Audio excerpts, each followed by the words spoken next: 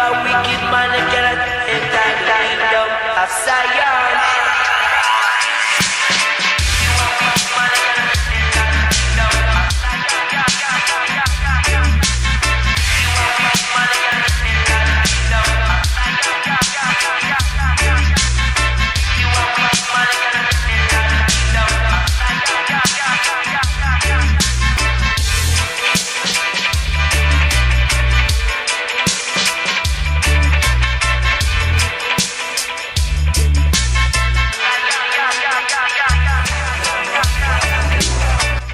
That's right, brothers and sisters, the Most High's gather in Israel.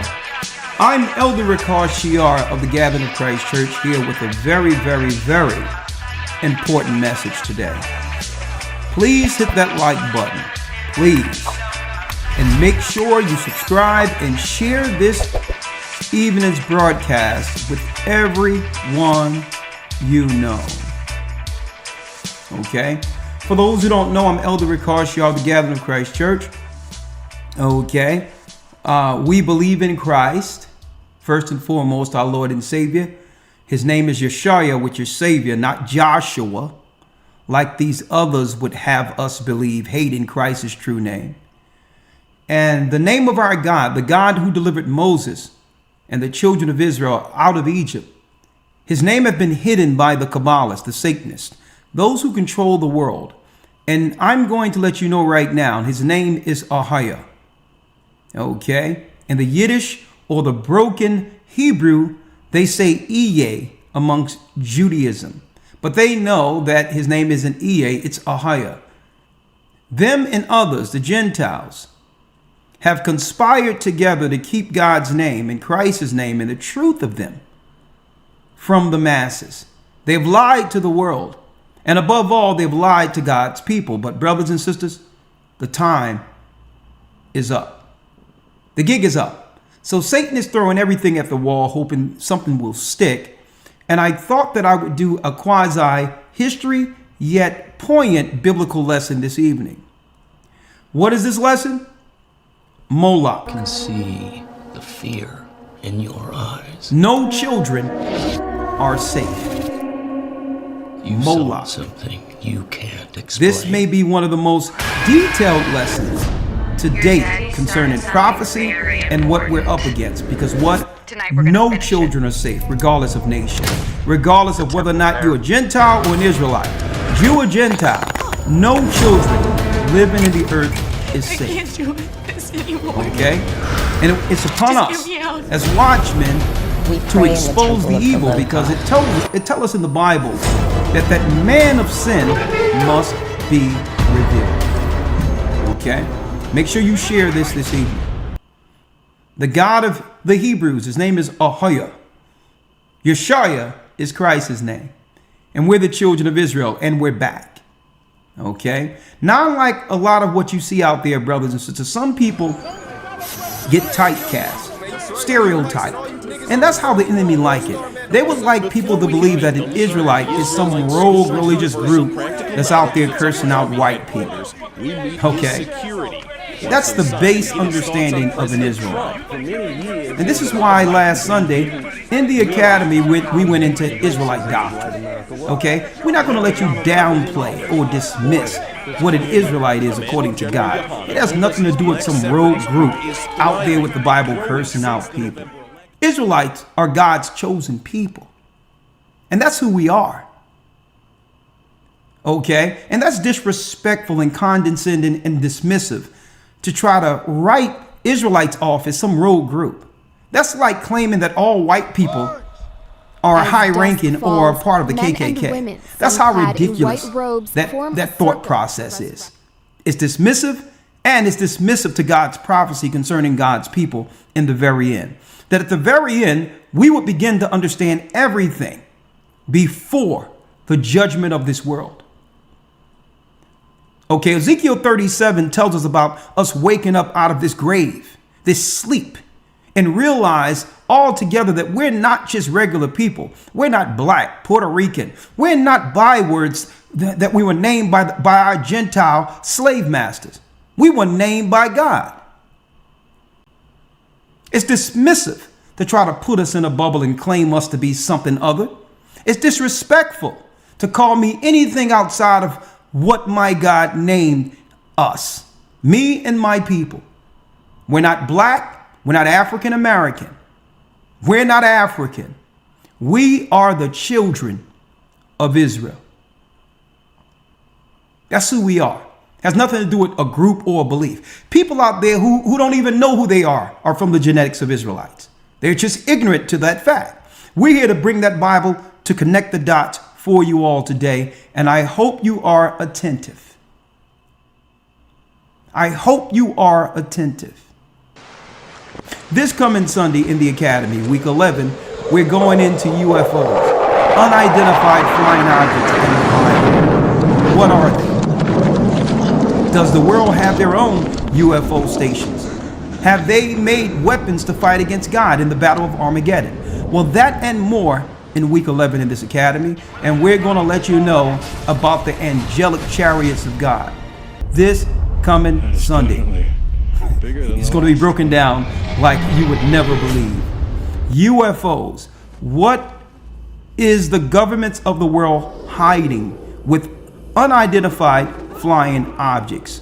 And are they in collusion with satanic factions who were already here? That and more. Hebrew in Bible Academy. You don't want to miss it. Yes, we're coming up into week 11. We only have 1 week after that, and then we have a Q&A test. And then guess what?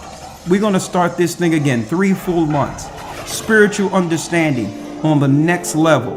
We went from history, archaeology, this particular segment, and we're going into high-level spirituality and application for the next academy.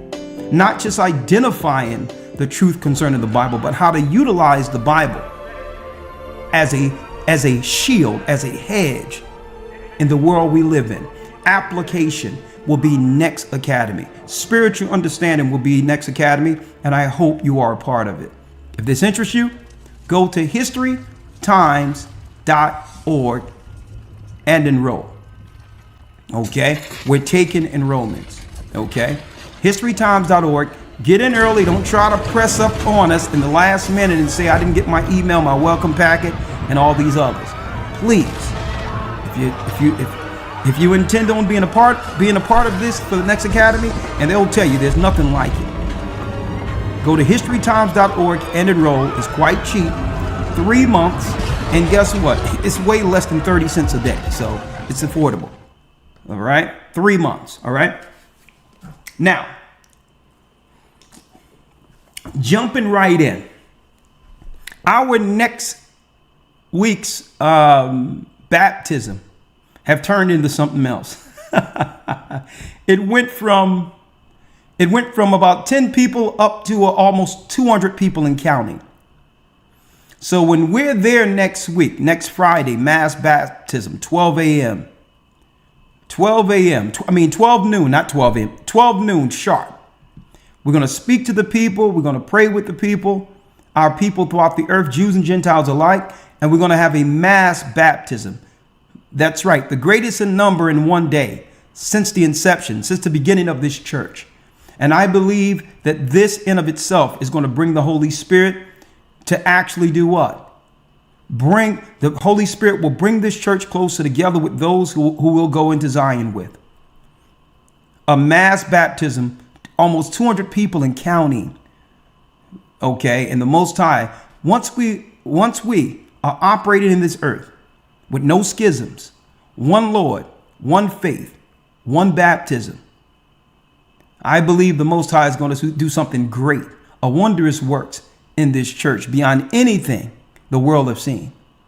And this is why this coming baptism in the 7th month, okay, the atonement month, it's so important. It's uniting the children of Israel under Christ so that we can have the body to help one another and the members of the body to help one another through Jacob's trouble, through the time of tribulation at the end. And I hope this baptism can bring us all together, those who belong in Christ's body. And as we come closer to the end, as the doors close, we'll have to deal with those who we're with. But it's best that we know who's who within this body, and that we're all here for one reason and one reason only: to serve Christ and to help one another through this trouble. Okay? 200 and counting baptized. I thought it was just going to be a few people, but I thank the Most High for it. We're gonna bring this thing together. A strong baptism before the earth, and I'm sure the Most High will have favor on that day, seeing so many of his people come to him in the spirit of contrition, contrite, humility, thankful, appreciative for all the Most High have done for Israel. Even through our trouble, he's been with us. And it's time to humble ourselves before the Almighty and ask him to hedge and to protect us through these times. And I believe, again, something great is going to come out of this baptism. Okay? And if you need to be baptized, be a part of this great ministry in Christ in the last days, just send an email, gatheringas1@aol.com. Okay, we have brothers and sisters working around the clock to make sure someone personally contact you and give you the directions of where to be. It's going to be in the DMV, DC, Washington, DC area. And I hope to see you. Myself, Elder Lawyer, and the other leaders of this church will be in the water waiting to bring souls to Christ, because that's what this is all about. Okay? Now, jumping right in. Elder Lawyer.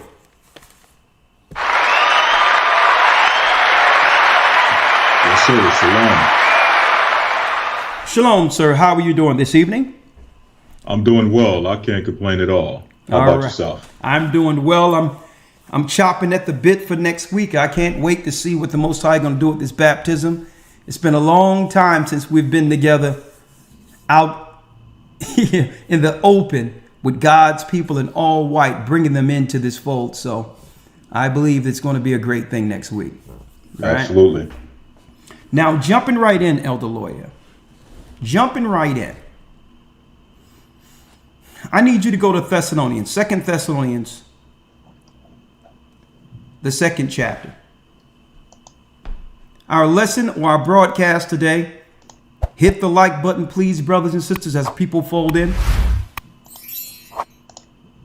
Our lesson today, MOLOCH, no children are safe. Now, I'm breaking this down, brothers and sisters, to show you how we've gotten here. We're under almost an industrialized, high-tech MOLOCH system for child sacrifice, unbeknownst to ourselves. It's not like it was in ancient times, under a priesthood where people would voluntarily bring their children to be sacrificed to Moloch or to Baal for a blessing from the gods. Okay?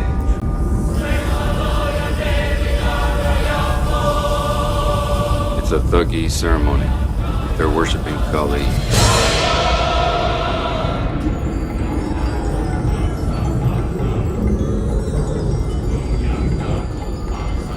Have you ever seen anything like this before? Nobody's seen this for 100 years.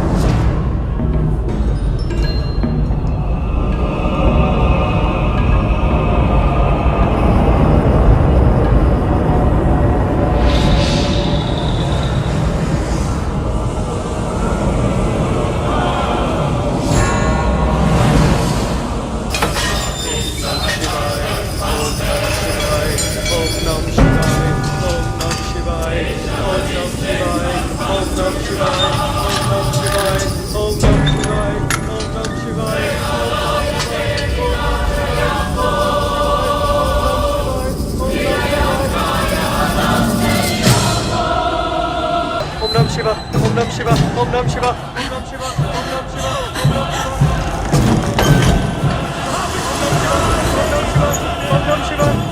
Shivaya.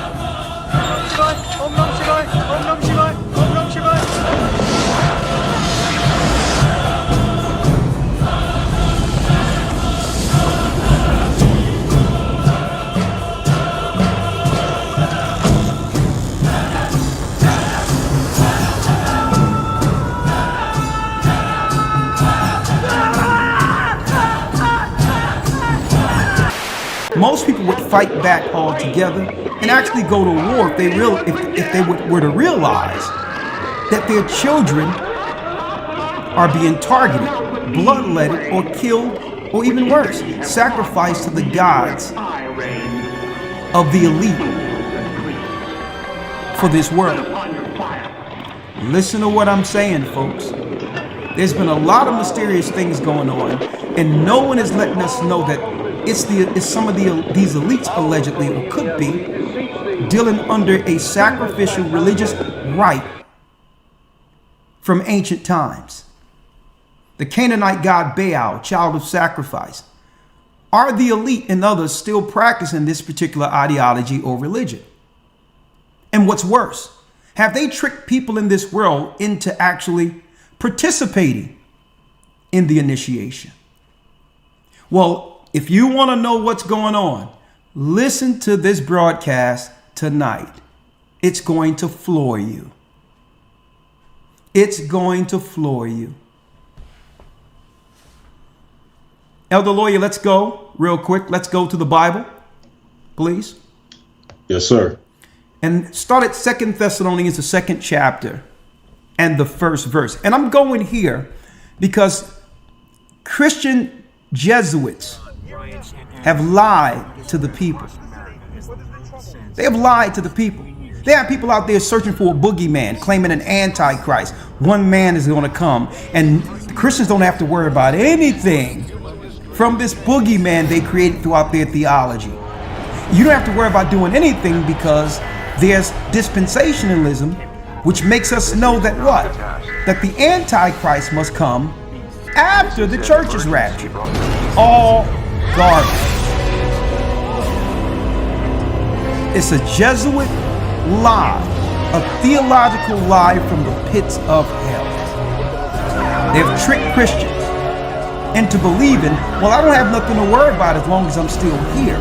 There is no tribulation or Antichrist, while many people and their families are dying in number, right up under their noses, without them relating that to a particular Antichrist. Because they told they should be floated before all of this tribulation and death happens. Well, brother, I'm going to break it down. It's a lie from the pits of hell. We've been suffering tribulation ever since the Romans, the Edomites, sacked our homeland, Jerusalem, in 70 AD. We've been suffering tribulation. We're at the end of the tribulation now. So we don't have to worry about some boogeyman the Catholic Church done cooked up to realize that we're under danger by an Antichrist. It's not a man. This is an It's a system. emergency broadcast transmission.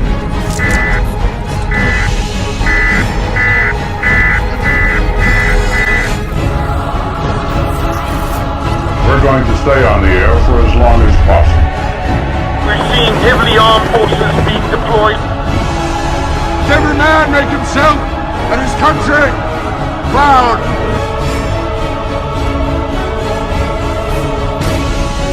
Be brave! Be brave! Be brave!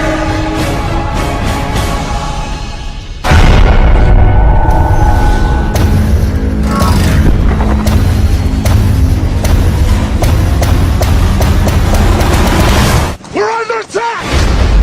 What we just witnessed come out of the ocean. 12 different locations across the globe were breached. There are massive casualties in Moscow, Paris. We lost communications with Tokyo, Rio, and New York.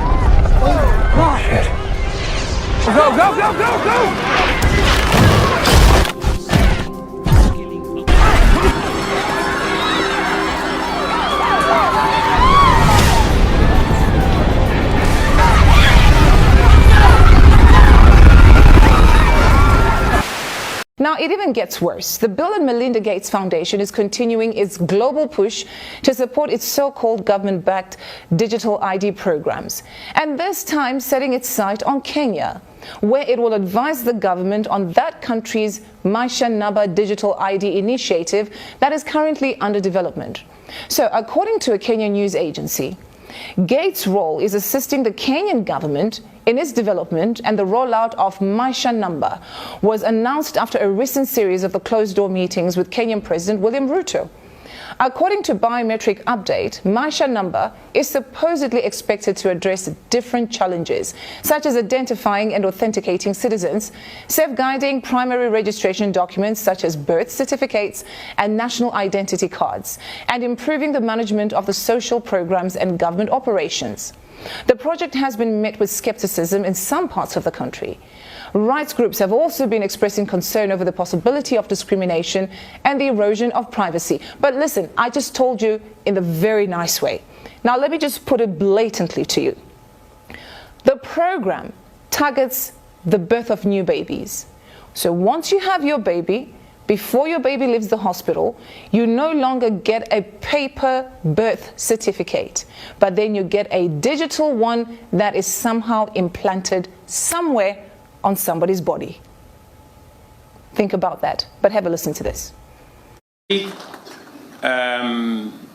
digital ID, which has been a big problem to us for a very long time, is now on a testing mode for the next 2 months. I have been assured by all the stakeholders, led by the ministries concerned, that by December, we will be able to launch digital ID, where every Kenyan don't have to carry any paper, plastic or otherwise, as an ID, that they should be able to be identified digitally using their iris or their fingerprints, and we can transact without the necessity of people struggling to identify who they are.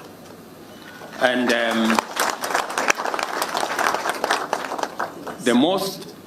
the proudest part of it is that we don't have to spend the billions that we have spent on all the other manenos, as all of you know. We're taking things that are, genetically modified organisms, and we're injecting them in little kids' arms. We just shoot them right into the vein.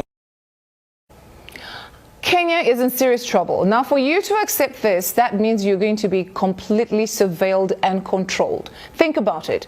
So they have targeted the new babies, of course, even the ordinary citizens, the grown-ups, the young ones, the teenagers, and even the elderly ones will receive this digital ID. But they will then create a new generation where they'll be completely under this digital ID and they have no choice. Elder Lawyer, let's read 2 Thessalonians 2:1, and let's read this. Yes, sir. 2 Thessalonians 2:1. Now we beseech you, brethren, by the coming of our Lord Yeshua the Christ, and by our gathering together unto him, that ye be not soon shaken in mind, or be troubled, neither by spirit, nor by word, nor by letter, as from us, as that the day of Christ is at hand. The day of Christ is at hand, folks. We're near the end. Read. Verse 3. Let no man deceive you by any means, for that day shall not come, except there come a falling away first, and that man of sin be revealed, the son of perdition. The son of perdition. Now, Paul tells us that mystery of iniquity doth already work. Right? Let's go down to where it reads that, and I'll jump back to the 3rd verse, Elder Lawyer. Yes, sir. Verse 7. Now listen to the 7th verse. For the mystery of iniquity doeth already work. So the Antichrist, the man we're talking about that we're looking for, was actually operating during the same time Christ was in the earth. The disciples were in the earth. So this mystery of an Antichrist has always operated. And that's why Paul says the mystery of iniquity doth already work. So Paul give us a clue that it was working during his time. So how are Christians looking for a new Antichrist that didn't pop up? today. It happened so suddenly. When Paul said This that man it was working, came to power he was working and ordered during the everyone to time have his mark, of the disciples. the mark of the beast. For the mystery of iniquity, 6 months which is ago, the I Antichrist, snagged an exclusive doth interview already with work. the Antichrist. Only what, Yes. read? Only he who now letteth will let until he be taken out of the way. So the Most High is going to let Satan and his cohorts, his ministers, operate until they fill up the sum of evil. And at that point, they'll be destroyed. It's upon us to follow God's law and be hedged, not to get caught up in the judgment on the wicked, on the Antichrist systems, and those who actually exalt and promote it. It's up to us to what? Shield ourselves from this judgment by following God's law. Right? So the mystery of iniquity doth already work. Go back to the 4th verse again, Elder Lawyer. Yes, sir. Verse 4. Who opposeth and exalteth himself above all that is called God, or that is worshipped, so that he as God sitteth in the temple of God, showing himself that he is God. So we know these particular people, or the man of sin, at the very end would be what? Trying to sit where God's people once ruled. See? They got you looking one way for an Antichrist, and they're doing everything right in front of our faces. Satan's children. And that leads me to my broadcast. Hit the like button. Moloch, no children are safe. What is it we have before you, brothers and sisters? The Bible identifies this, and this is one way of recognizing what? The religion of ancient Moloch. See, because Christians aren't teaching the Bible and Muslims aren't teaching the truth concerning God's word, the people are deceived. What are we looking at here? We're looking at what appears to be ritualistic symbols. Witches and warlocks use these symbols. The Bible calls it in the New Testament, Star of Remphan. In the Old Testament, this one in particular right here. Let me show you. This one in particular right here to your right is the Star of Moloch. So when the Bible says that man of sin must be revealed, we must understand the symbol that's attached to the ideology and the religion of Baal, and what people in the earth are upholding these secret rituals and rites. See, the Bible tells us that at the very end, that Christ wouldn't come unless we reveal them before the world. Well, they don't care if people know now. They've consolidated full power, have entrenched themselves in every area of authority, so that no one in the earth can truly oppose them. So they don't care if you know right now, because they're in full power under Satan. They don't care if you know. But we're going to reveal it anyway.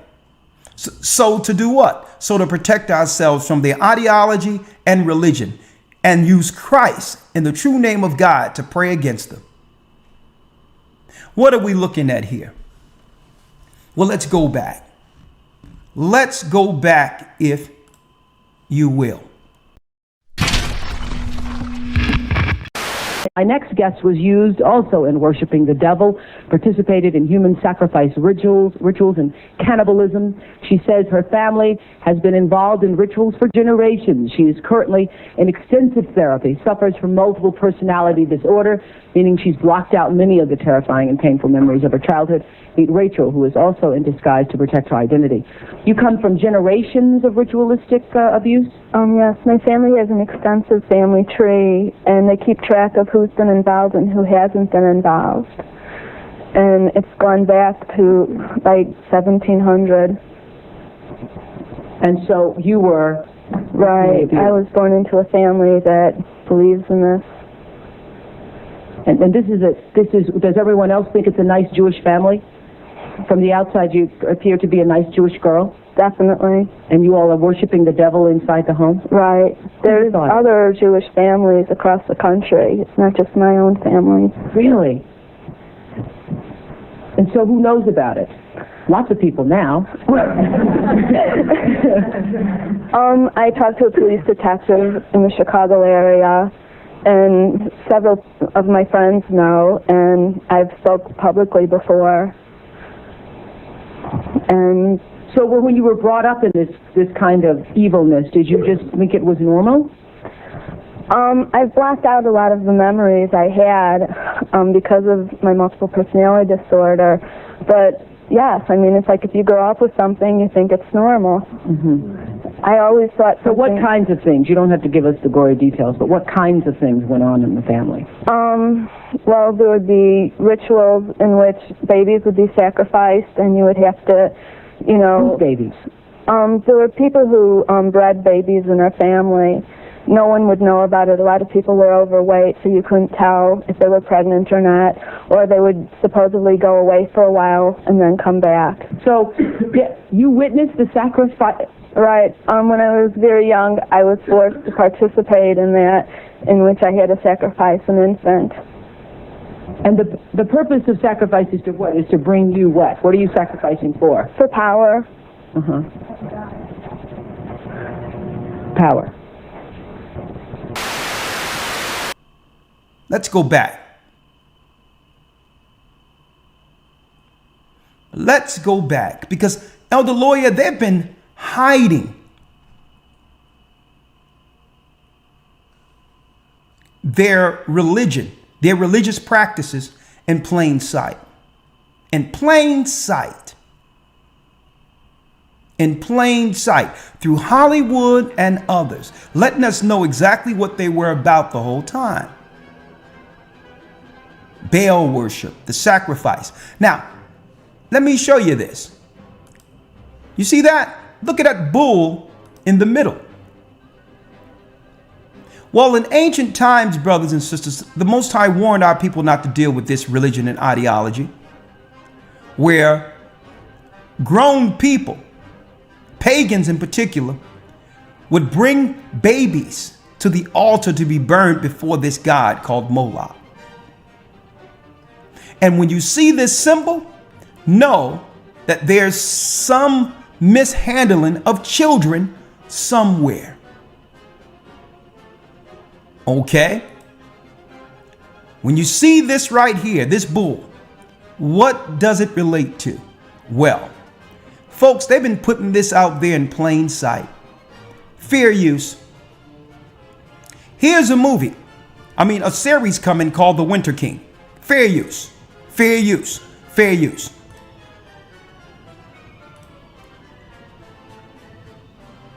This symbol right here is currently used in the earth for secret rites and rituals towards what?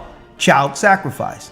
Ever so often we hear the thing about Epstein and others, Pizzagate, and how there's some political connection between these high elites and young children. When the earthquake happened over in Haiti, parents were complaining about children that were being taken in the cover of night. We're looking at what's going on with Maui, and everyone is talking about where the children and others. Right? Fair use. What are they doing in plain sight? Well, check out this particular trailer for The Winter King. Fair use. For educational uses only. Darkness is coming. They said what? Darkness is coming. Darkness is coming. The Saxons will take the Isle. Come home, Arthur. Only you can save Britain. Only you can save Britain. Look at this, brothers and sisters, before your, right in front of your face. I'm my own man. No family, no country. You truly are my bastard. The gods, they have a plan for you. The gods have a plan for you. Brothers and sisters, look at this right here. This is our brother, This is our brother, like the priests were during the time the Most High began to what? Curse the priesthood for turning to Moloch. Look at this. Look at this. In plain sight, right in our face. The gods have a plan for you. Right in our face. The gods, they have a plan for you. Bring the country together. What did we just witness? What is Hollywood showing us? Right in our faces. What are they showing us? Huh? Hold up, I'm not done. I'm not done.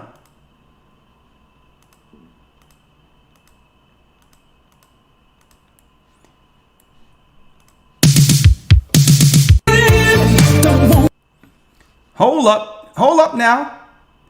Caribbean Queen. One of the best songs, I love this song growing up. This is one of those 80s hits. Caribbean Queen. What I'm going to do is, from the 2-minute mark, fair use, Billy Ocean, Caribbean Queen. Look at this here. What are we looking at? What are we looking at? Live on stage, Caribbean Queen. And look, when it starts off at a pyramid where they're prepping a girl for sacrifice.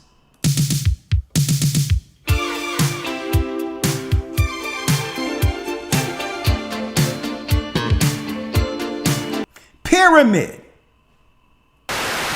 Area is centered around giant stone pyramids painted red, with stairs running up the center. Huge crowds gather around these pyramids, chanting and dancing in unison. Jaguar sees the fear and knowing in the eyes of the sacrificed victim, and the prisoners are led up to the top of the pyramid, where a group of religious officials are gathered to address the crowd. The high priest calls out to the people, explaining how a plague has befallen the city, and how it struck down the people and made them appear weak. But they're not weak, and to prove it, they're going to offer up some sacrifices to their great god. The people are cheering. The first sacrifice is horrific. They drag one of the prisoners onto the podium, lay him out flat, and cut him open while he's alive. They tear his insides out and offer them to their god as a sacrifice before beheading him. These occultists are speaking to everyone through their productions. At the bottom of the pyramid, they got a girl with the flowers around her head, a lay, preparing her. She's simply awesome.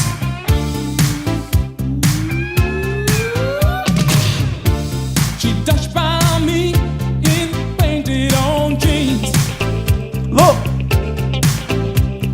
there go the pyramid. And all head turned. There go the pyramid. Let's go look at it again. There go the pyramid. Getting all dressed and ready for the priest. Now the priest is at what? At the altar.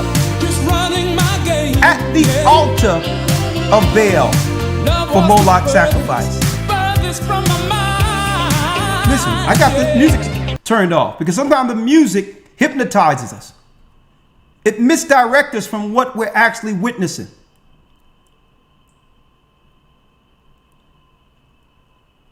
That's an altar, folks. And the people are being pulled around on a string like puppets while sacrifice ensues.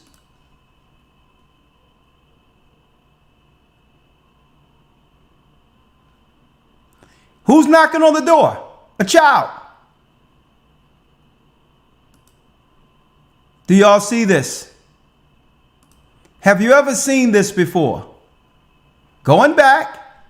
Let's go back again.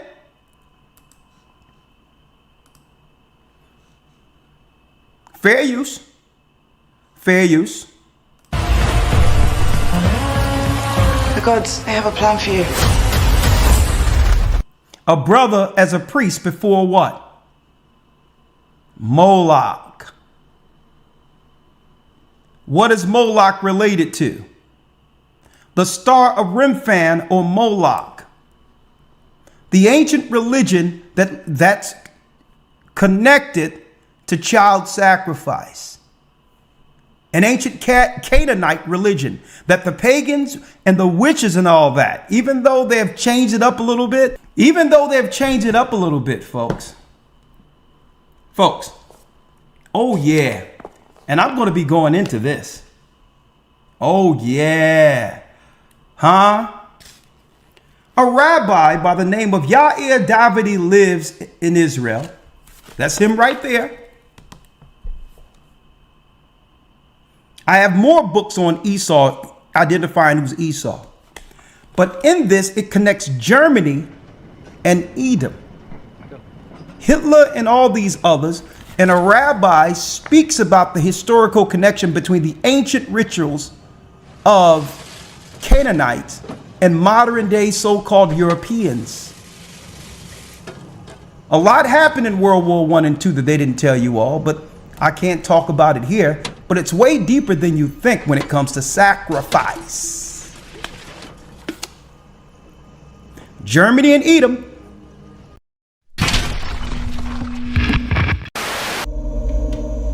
Hitler himself talks of suicide.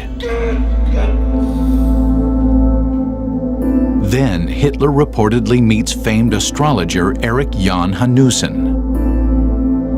Hanussen makes an unlikely prediction. In 30 days, a turning point, perhaps even power. Well, this is impossible. In December of 1932, Hitler had no hope of gaining this type of power. Hanussen suggests there is a tool to help Hitler realize his goal, a good luck charm. Hanussen tells Hitler that he must go back to the town where he was born and find a mandrake root.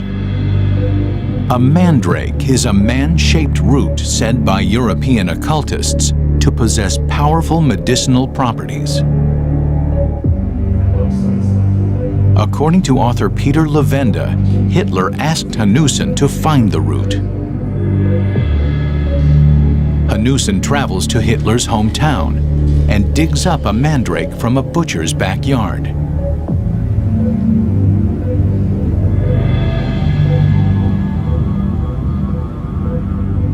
On New Year's Day, 1933, Hanussen presents the charm to Hitler. According to Professor Nicholas Goodrick Clark, this is Hitler's mandrake. That Hitler had even received such an object and was prepared to accept it suggests some remarkable susceptibility to superstition or occult power at this time. This Vienna newspaper shows Hitler with the mandrake. From a wire around its neck hung a capsule. And in this capsule were some verses that Hanussen had allegedly written describing a league or bond between himself, the mandrake, and Hitler. These verses described that Hitler would have unlimited power and good fortune so long as he held true to this bond or league between himself and Hanussen and the mandrake. Hitler's luck changes. Within 30 days, because of a series of political negotiations that are taking place behind the scene, suddenly Hitler finds himself Chancellor of Germany on January 30th, 1933. Hanussen's prediction, an impossibly optimistic prediction, comes true to the day. Whether Hanussen read the future or had an inside tip, no one can say. Edom picked up a new religion from the Canaanite god when he went to Mount Seir. Right? He was upset that the Most High blessed our family, Jacob, and turned to Satan and took on the Canaanite religion and became the Shashu. And this is where they found the word, the tetragrammaton Yahweh, who's Satan himself, and promotes him above Ahiah. It's all connected, folks. Esau, Canaanite, and child sacrifice.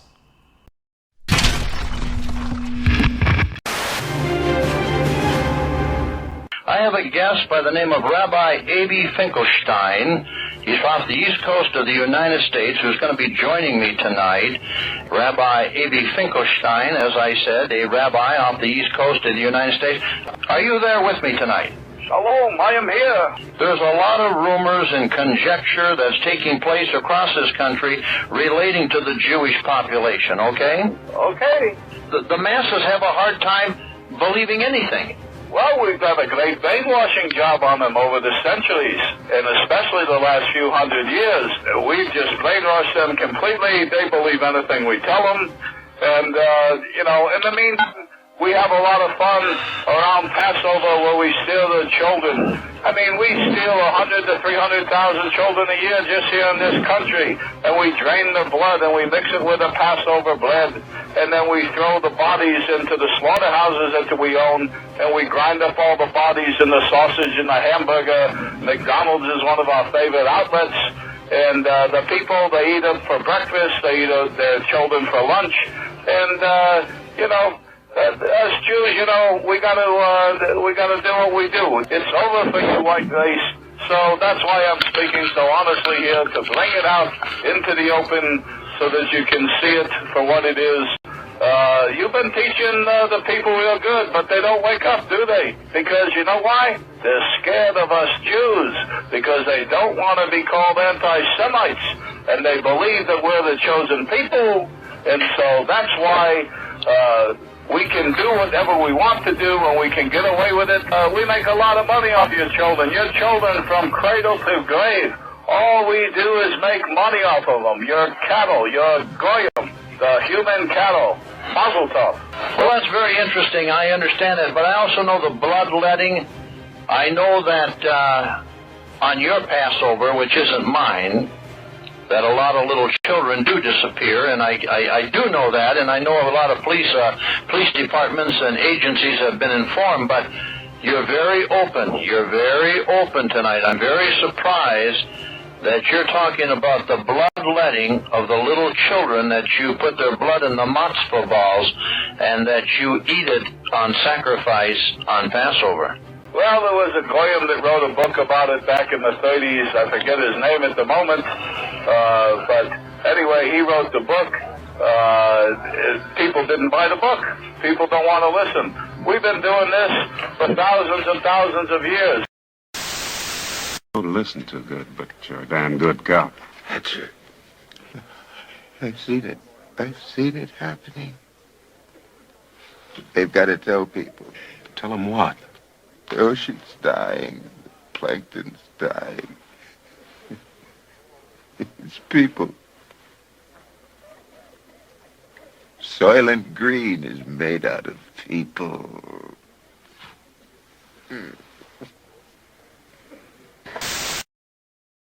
The discovery of horse meat disguised as beef in burgers and lasagnas has kicked off a crisis.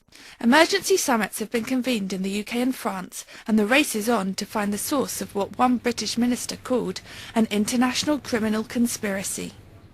At supermarkets like this one, up and down the country, consumers are thinking twice about what they buy. Products now known to contain horse meat have been taken off the shelves. But, as we await further DNA tests, no one can be sure what's in their food.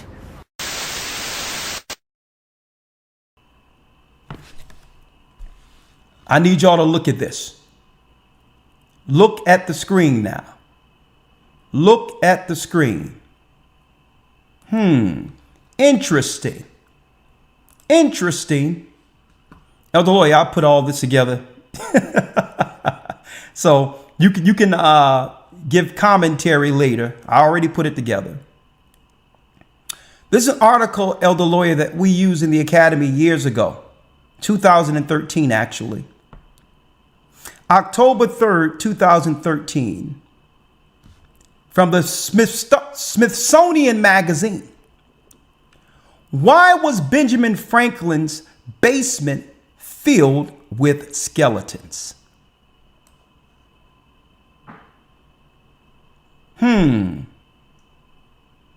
so-called founding fathers and those who came here from England. Y'all didn't know that this guy was a decorated member of the Hellfires Club? Yeah. We do the research on the Hellfires Club. It's a secret occult club linked directly to Canaanite religion, Baal worship.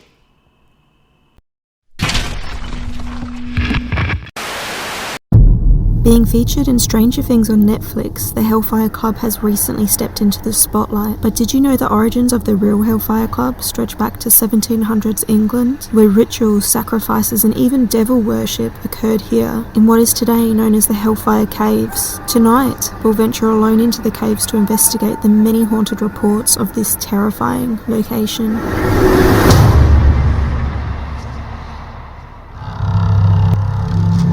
A dirty secret lies deep below West Wickham, England, a place known as the Hellfire Caves. The sprawling tunnel system, once the meeting place for a club who indulged in parties, perverted sex acts, rituals, sacrifices, and even satanic worship.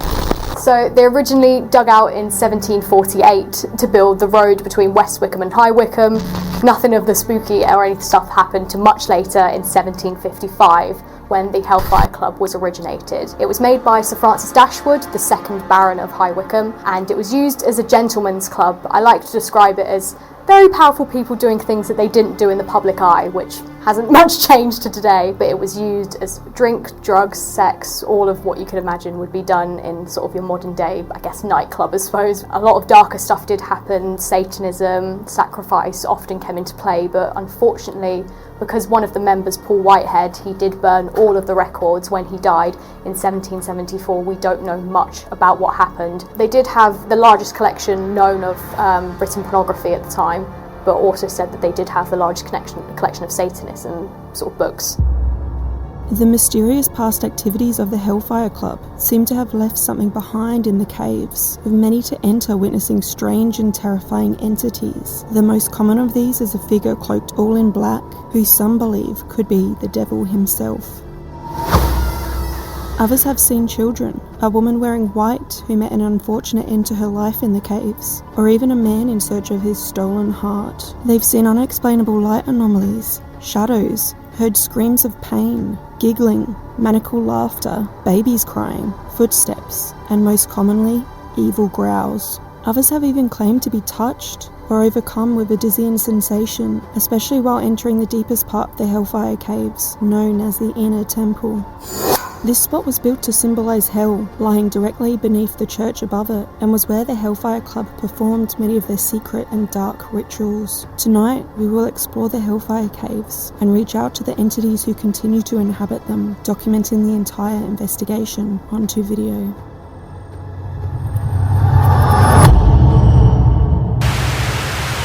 Repairs on Franklin's old London house turned up 1,200 pieces of bone from at least 15 people. Now, if he did this over there in England, I wonder what he did when he came to America.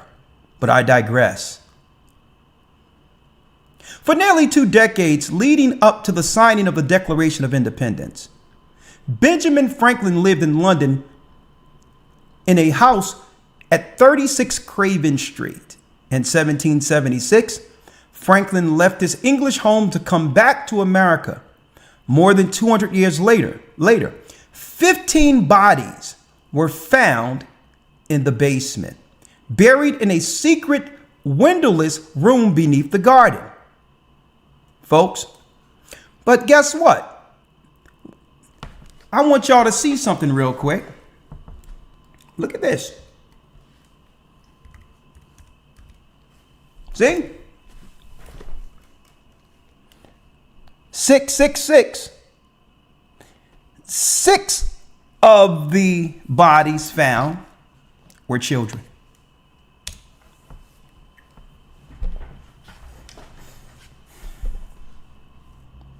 And I also have other things that I want to go into that I can't talk about right here. I'm letting you know the bare minimum. Right now, believe it or not, I'm dealing with the bare minimum. These are people who've shaped our legislation.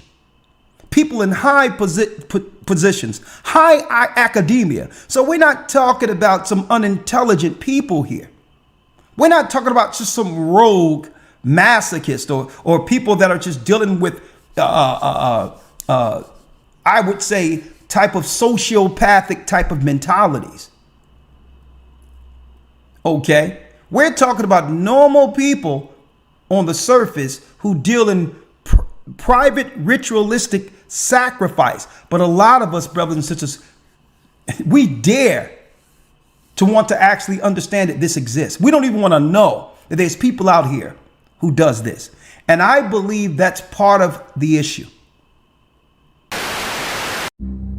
Many of these witnesses describe hunting parties where children were allowed to run in the forest and then hunted down like animals.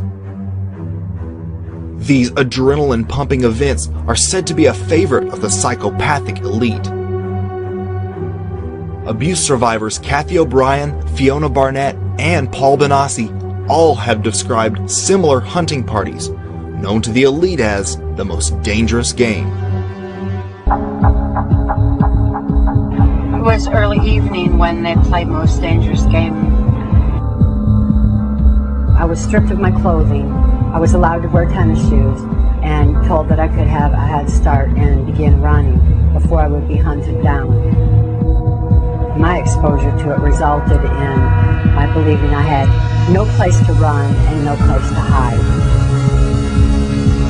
It seemed there were no limits to what could happen in my existence at that time. It was the most extreme, one of the most extreme situations I think I ever survived. One investigator remarked that it was like something out of the Middle Ages.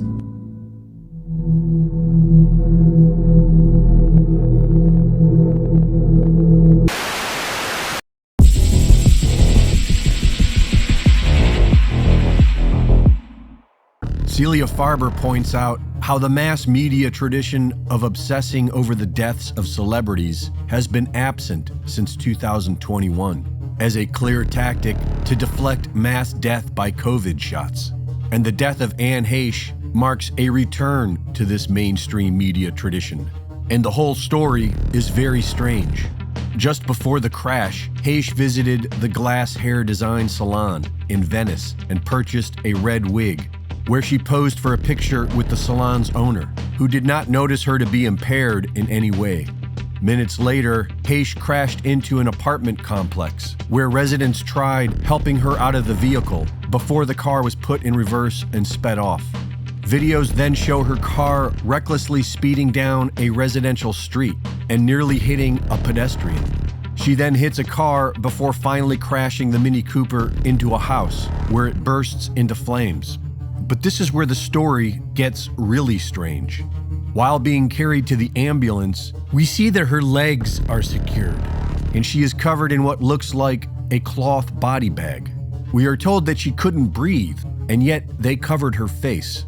And the reason these details were noticed is because we see her become fully conscious while frantically trying to escape the body bag and leg straps. Nothing was reported about this, and Heche's former boyfriend said that Anne was stable and expected to pull through.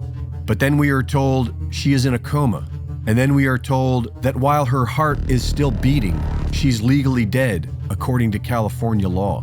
But she will be kept on life support for possible organ donation. And then, right in the middle of the ancient 3-day festival to honor the goddess Diana, known as Nemoralia, they pull the plug on Anne Heche and let her die. This is quite similar to what happened in Paris 25 years ago on the satanic inverted Nemoralia, August 31st, when Princess Diana was looked after as she bled to death in a tunnel dedicated to the goddess Diana.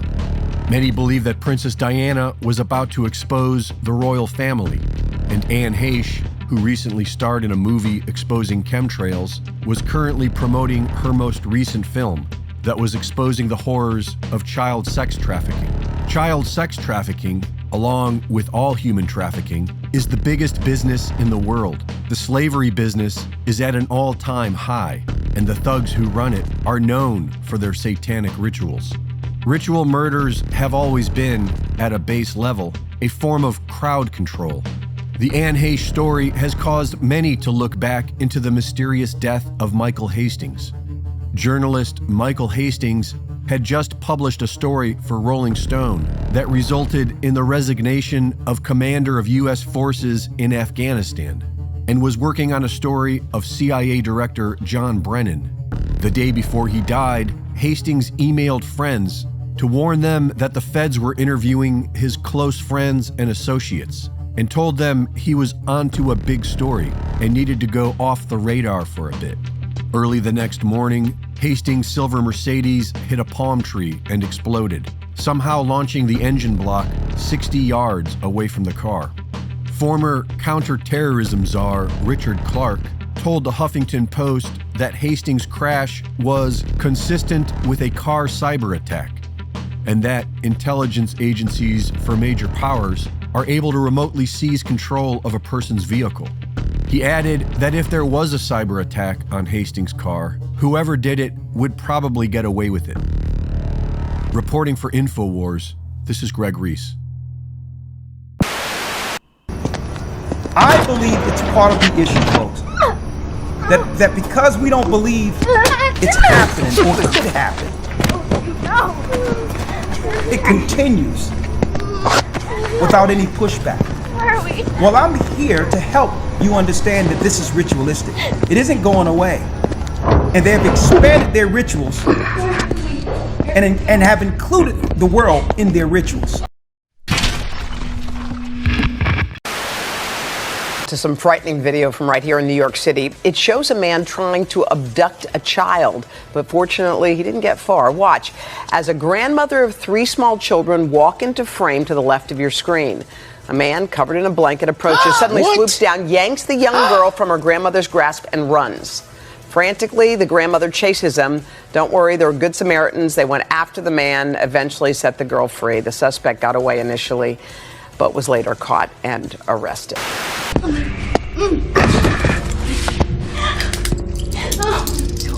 Stay over there.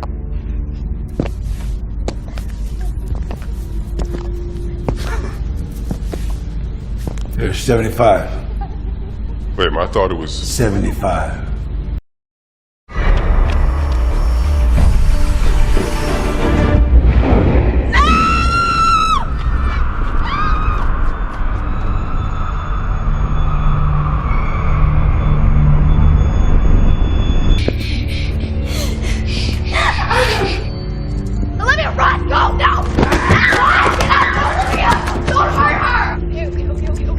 You don't listen anymore.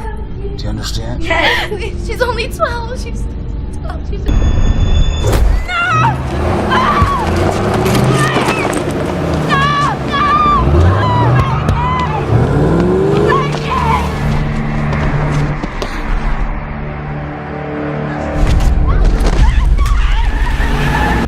You better stop praying to God right now, because you're dealing with the devil.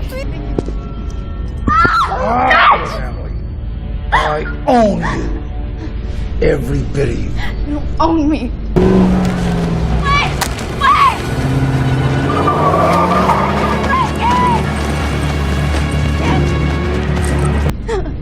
Now, do you love your little sister? Do you want to see her get hurt? No, please. All right, then you will do everything I say. Okay. Right? Now let me go to the next thing because I have to move this along.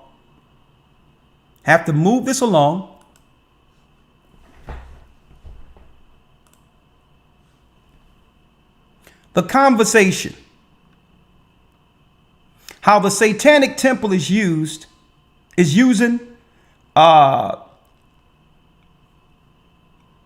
deletion rituals. Y'all see it, deletion rituals of children to claim religious liberty against Texas heartbeat bill. See these crazies? These satanic pagans you see here? These people are usually hired to drive any initiatives in the earth. You may see these similar pictures with these weirdos right here. Okay? but they're part of an orchestrated cabal under Satan. The Satanic Temple is using deletion rituals to claim religious liberty against the Texas Heartbeat Bill, September 22nd. None of us are tying two and two together and asking ourselves, what is this? When it comes to legally being able to make your choice, is it a choice in of itself, or is it connected to some ancient ritual? And what are the consequences for sacrificing? We're going to talk about that.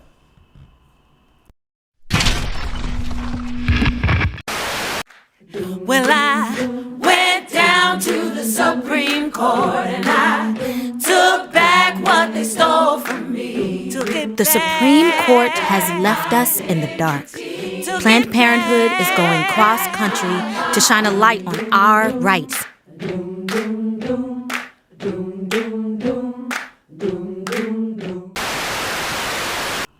We're going to talk about that. Let me go along here. Here we go. Here we go, Elder Lawyer. We're about to get into the meat of it now. Hit the like button. The gods, they have a plan for you. MOLOCH. The gods have a plan for you. Caribbean Queen. Huh? MOLOCH. Introduced before the world. Showing a preparation of a ritual under a pyramid before the fire. They've been putting this stuff in our faces for a long, long, long time. So let's figure out what's really going on. Let's tie it all together. Under the National Catholic Register. Under the National Catholic Register, child sacrifice is an ancient and shameful tradition. There it goes, folks. So the Catholics know about this. But how do they get the world to participate in sacrificing or giving up their own children to the elite to be sacrificed? Because folks, when you think about sacrifice, Elder Lawyer, they don't understand this. Sometimes they think about just children dying. That's just one piece of it. Well, another piece that people don't understand, Elder Lawyer, is that they need what? They need people to replenish the priesthood. Good morning. So just how good are the boys right? in the choir So at St. Paul's Choir School? Eventually their priests and priestesses die off. And listening to these young men so some of these children aren't given to be sacrificed. They're trained to replace the priests and priestesses to keep the sacrifices going. So through some of these elite parties and all these things, allegedly, when they have these debaucherous, eyes wide shut parties in masks and robes, well, if a baby is produced from that, and these boys have plenty who of knows? to sing. Where did that baby go? From the rehearsal Where does that baby go? Music bellows through the Cambridge, Massachusetts middle school. Do they train the baby to one day replenish the priesthood? Is the Canaanite Moloch priesthood thriving? Thriving to a degree where it's on such a level. Ancient Babylon, ancient Canaan have nothing on this.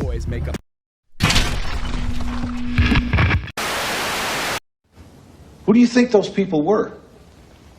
Those were not just ordinary people there. If I told you their names, I'm not going to tell you their names, but if I did, I don't think you'd sleep so well. Broken baby doll heads and torn limbs scattered across tables. Mannequins arranged to look like corpses. And the host wearing a menacing horned mask. No, this isn't some weird horror movie.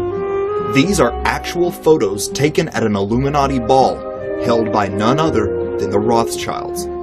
The leaked pictures depict a scene eerily similar to Stanley Kubrick's 1999 movie Eyes Wide Shut. Had Kubrick himself been a witness to these elite mansion parties? Kubrick died just days after showing his film to the studio, and many believe he was killed for his daring expose. And what was in the mysterious 24 minutes the studio cut from the film after his death? And he died a day after refusing to cut 24 minutes of it. Well, they cut it. You better believe they cut out of this film. From ancient Luciferian rituals to cannibalism and human sacrifice, what really goes on at these elite mansion parties? Brace yourselves as we enter the real Eyes Wide Shut.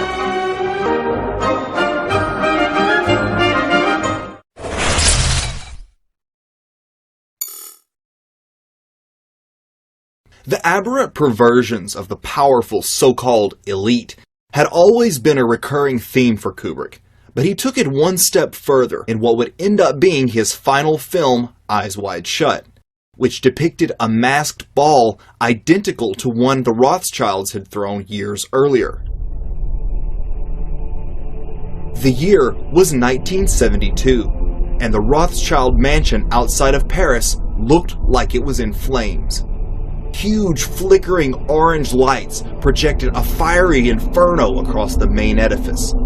It was all part of the preparation for a masked ball they were hosting, and the guest list read like a who's who of the Illuminati. Artists, fashion designers, celebrities, and royalty were greeted by men in cat masks who guided them to the main room, where Marie Helen de Rothschild waited, wearing an elaborate deer head mask with ornate horns jutting from the top. Horned masks have historically been part of ancient pagan rituals. The invites were written backwards and required a mirror to read, reflecting Satanist Aleister Crowley's edict to do everything backwards. Creepy photos taken from the event have surfaced which show their bizarre costumes and questionable decoration. Baby dolls strewn on tables as part of the decor, demonstrating their hatred for humanity. Audrey Hepburn and another attendee wore birdcage masks, signifying MK Ultra mind control. Perhaps the weirdest picture is of men gathered around a nude female effigy, laid out on what looks to be some type of sacrificial altar. Notice the similarities to Marina Abramovic's cannibalistic cake parties, attended by the Hollywood elite, and scenes from music videos, such as Katy Perry's creepy Bon Appetit. One rumor even suggested the female body was made of sugar and was actually edible. The menu from this strange event also hints at a cannibalistic undertone.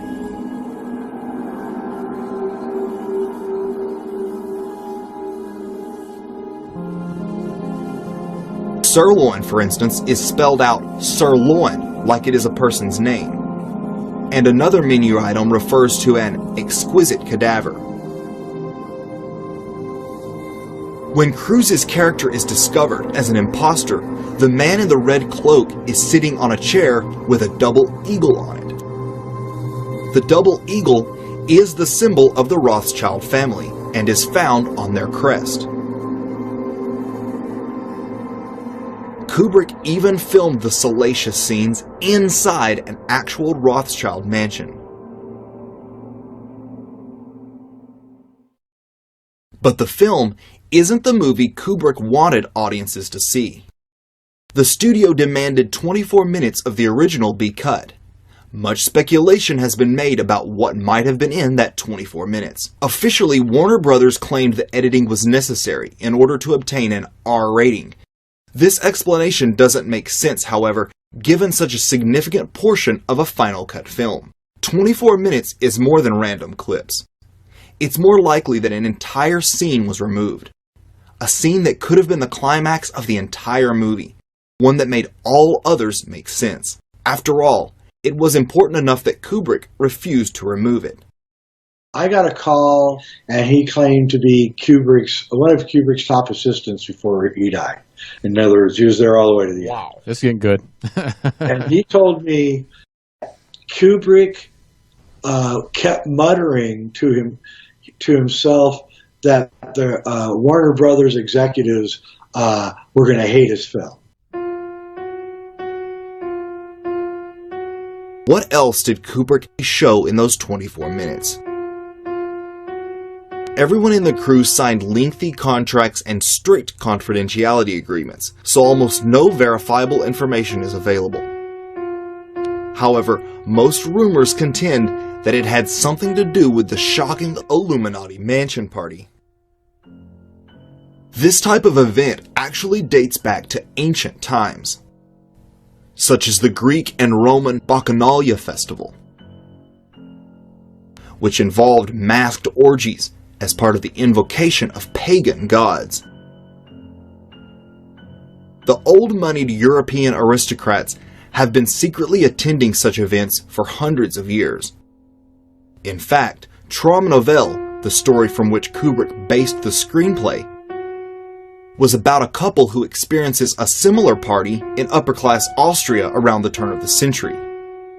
Austria is near the Bavarian region of Germany, where the original Bavarian Illuminati was founded. Alice is seduced by a hypnotic older gentleman who introduces himself as Sandor Savost, which many believe to be a reference to Anton Sandor LaVey, founder and high priest of the Church of Satan.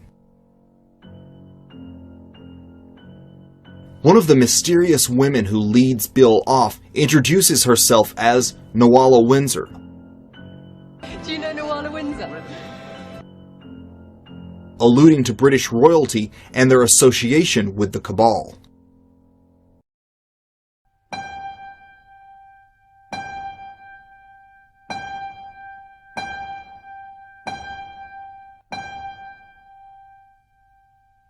One mask in particular is said to bear a resemblance to Bob Hope, who has been named by whistleblowers as an MK Ultra handler.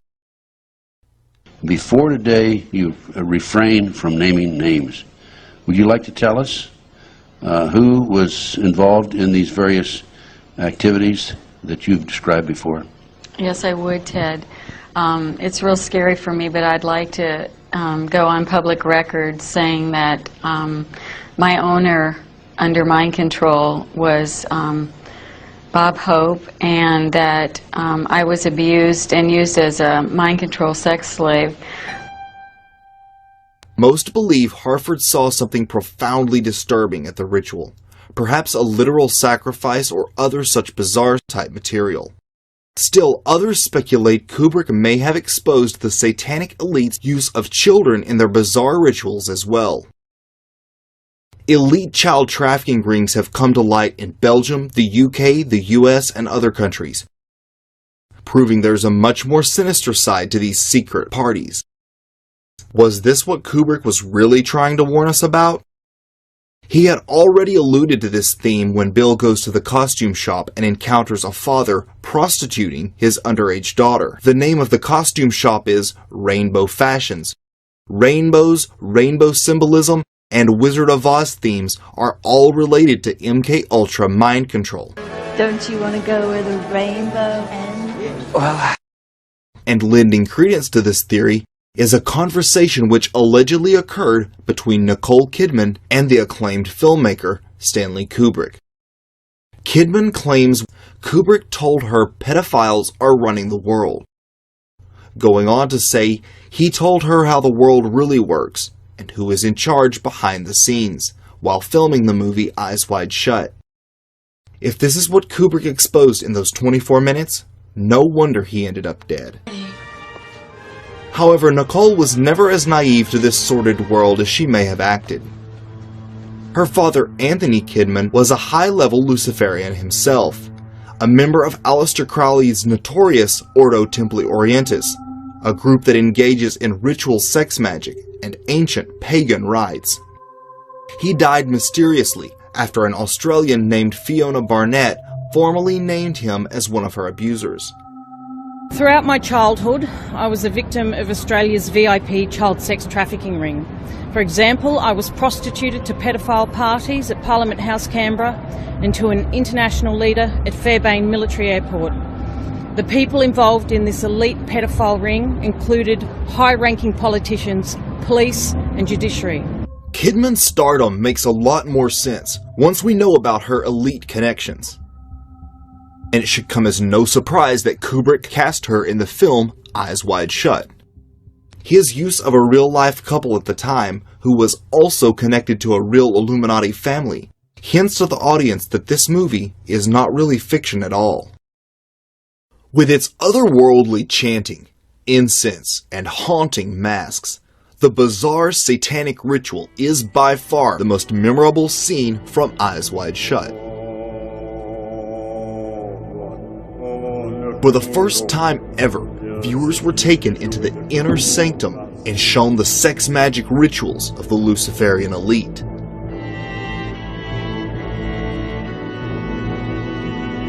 But there is another scene in the movie that upon closer inspection becomes much more disturbing. At the end of the movie, Harford and his wife Alice take their daughter to a toy store, where the girl seems to go off following two older men. Close observers have noted that these are the same two men seen at the elite Christmas party from the beginning of the movie. No doubt this was deliberate on Kubrick's part. Cruise and Kidman's characters seem oblivious to where their daughter is going. Is it possible that they sold their daughter into this elite group? It is hard to believe, but this does happen among these circles. It is important to note that the toy store scene is saturated in occult imagery.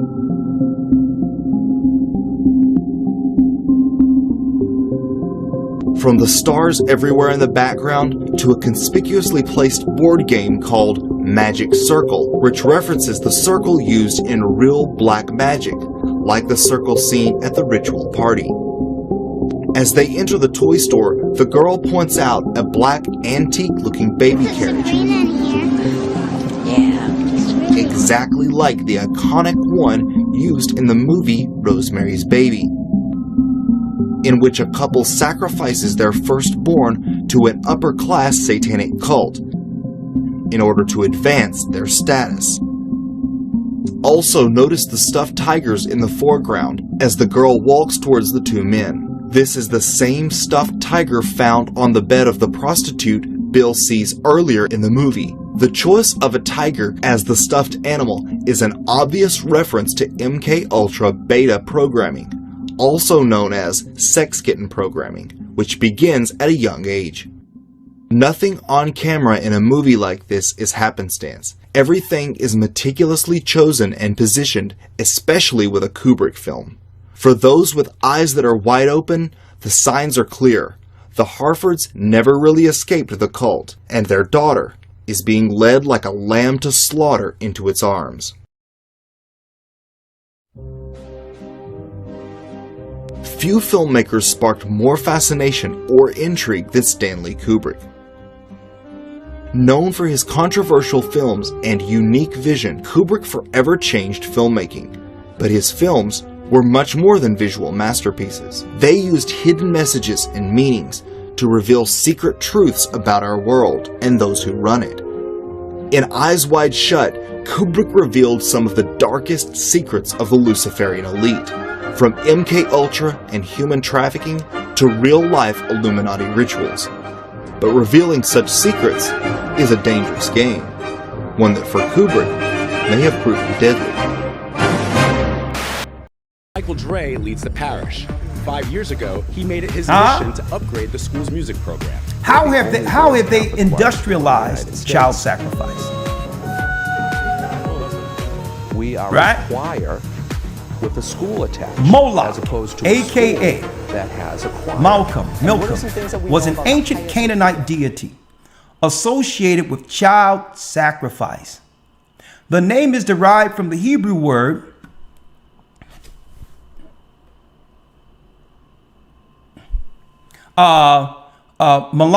Malak, right? Malcolm,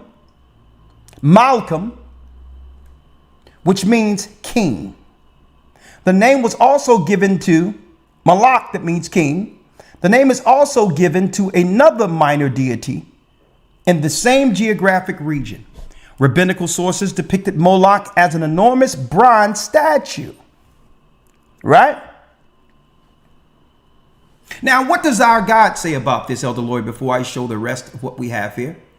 If you will, Elder Lawyer, what does our God say about this? Elder Lawyer, let's go to Deuteronomy 18, verse 10. Deuteronomy 18. Yes, sir. Yes, sir. Deuteronomy chapter 18, verse number 10. Read it for me, please.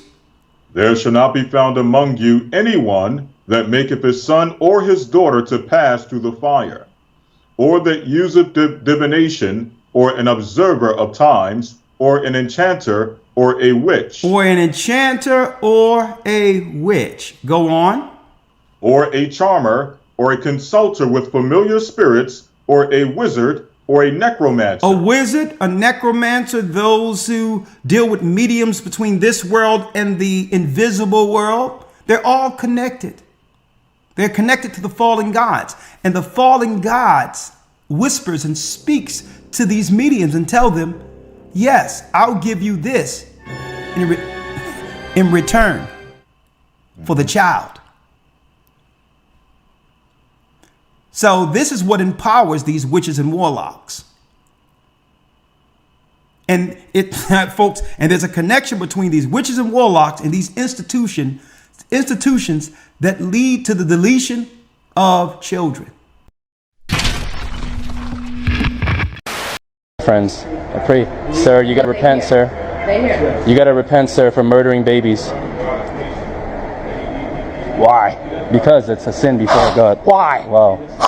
Stinky breath. Yeah, Why? that's pretty evil of you, sir. Yeah, I am. And I hope and pray that you. Yeah. Well, that's what you do to babies, huh? Yeah, I love it. You love it, huh? Yeah, I do.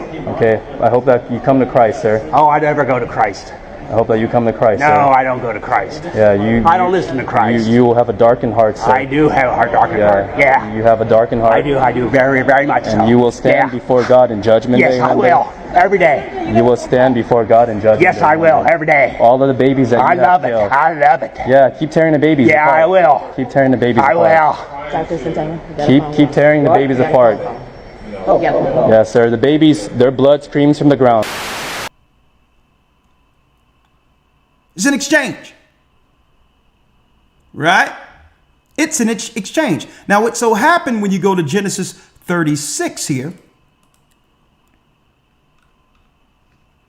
and we went into this, you have to get into the academy if you want the full lesson, because we can't break this down on a small podcast, okay? To the fullest. But Esau in Genesis 36 end up going to Mount Seir. Right? And when you read this, it tells us what? Thus dwelt Esau in Mount Seir. Esau is Edom. And these are the generations of Esau, the father of the Edomites in Mount Seir. So Esau went and mixed his blood with the Canaanites. Esau took his wives of the daughters of Canaan. So the Edomites, under modern day religions they have set up after conquering the earth, Rome in particular, have secretly set up their ancient pagan Canaanite rituals and rites under the auspices or the guise of claiming that they're following the Bible. This is why their holidays have nothing to do with our Bible. Think about this. It all goes back to here. This is where they chose Satan, Jovi, Yahweh, the God of the Shashu, as their God, to oppose the God of Abraham, Isaac, Jacob, Ahiah. Are you following me here? Now, let's go. There's more. There's more. Elder Lawyer, if you will. Let's go to Jeremiah 19. Jeremiah 19, Elder Lawyer. So now we understand witchcraft and all that. Witches, warlocks, those who deal with crystals and call themselves spiritualists, guess what, folks? They're mediums between the other world, the fallen gods, and this world. They're mediums. And all in all, by these priests and priestesses doing these actions, folks, it's no coincidence that there's no children safe, because they're not telling you, they won't tell you that it's required. Somehow children have to suffer in order for them, these priests and priestesses, in order for them to get or be empowered.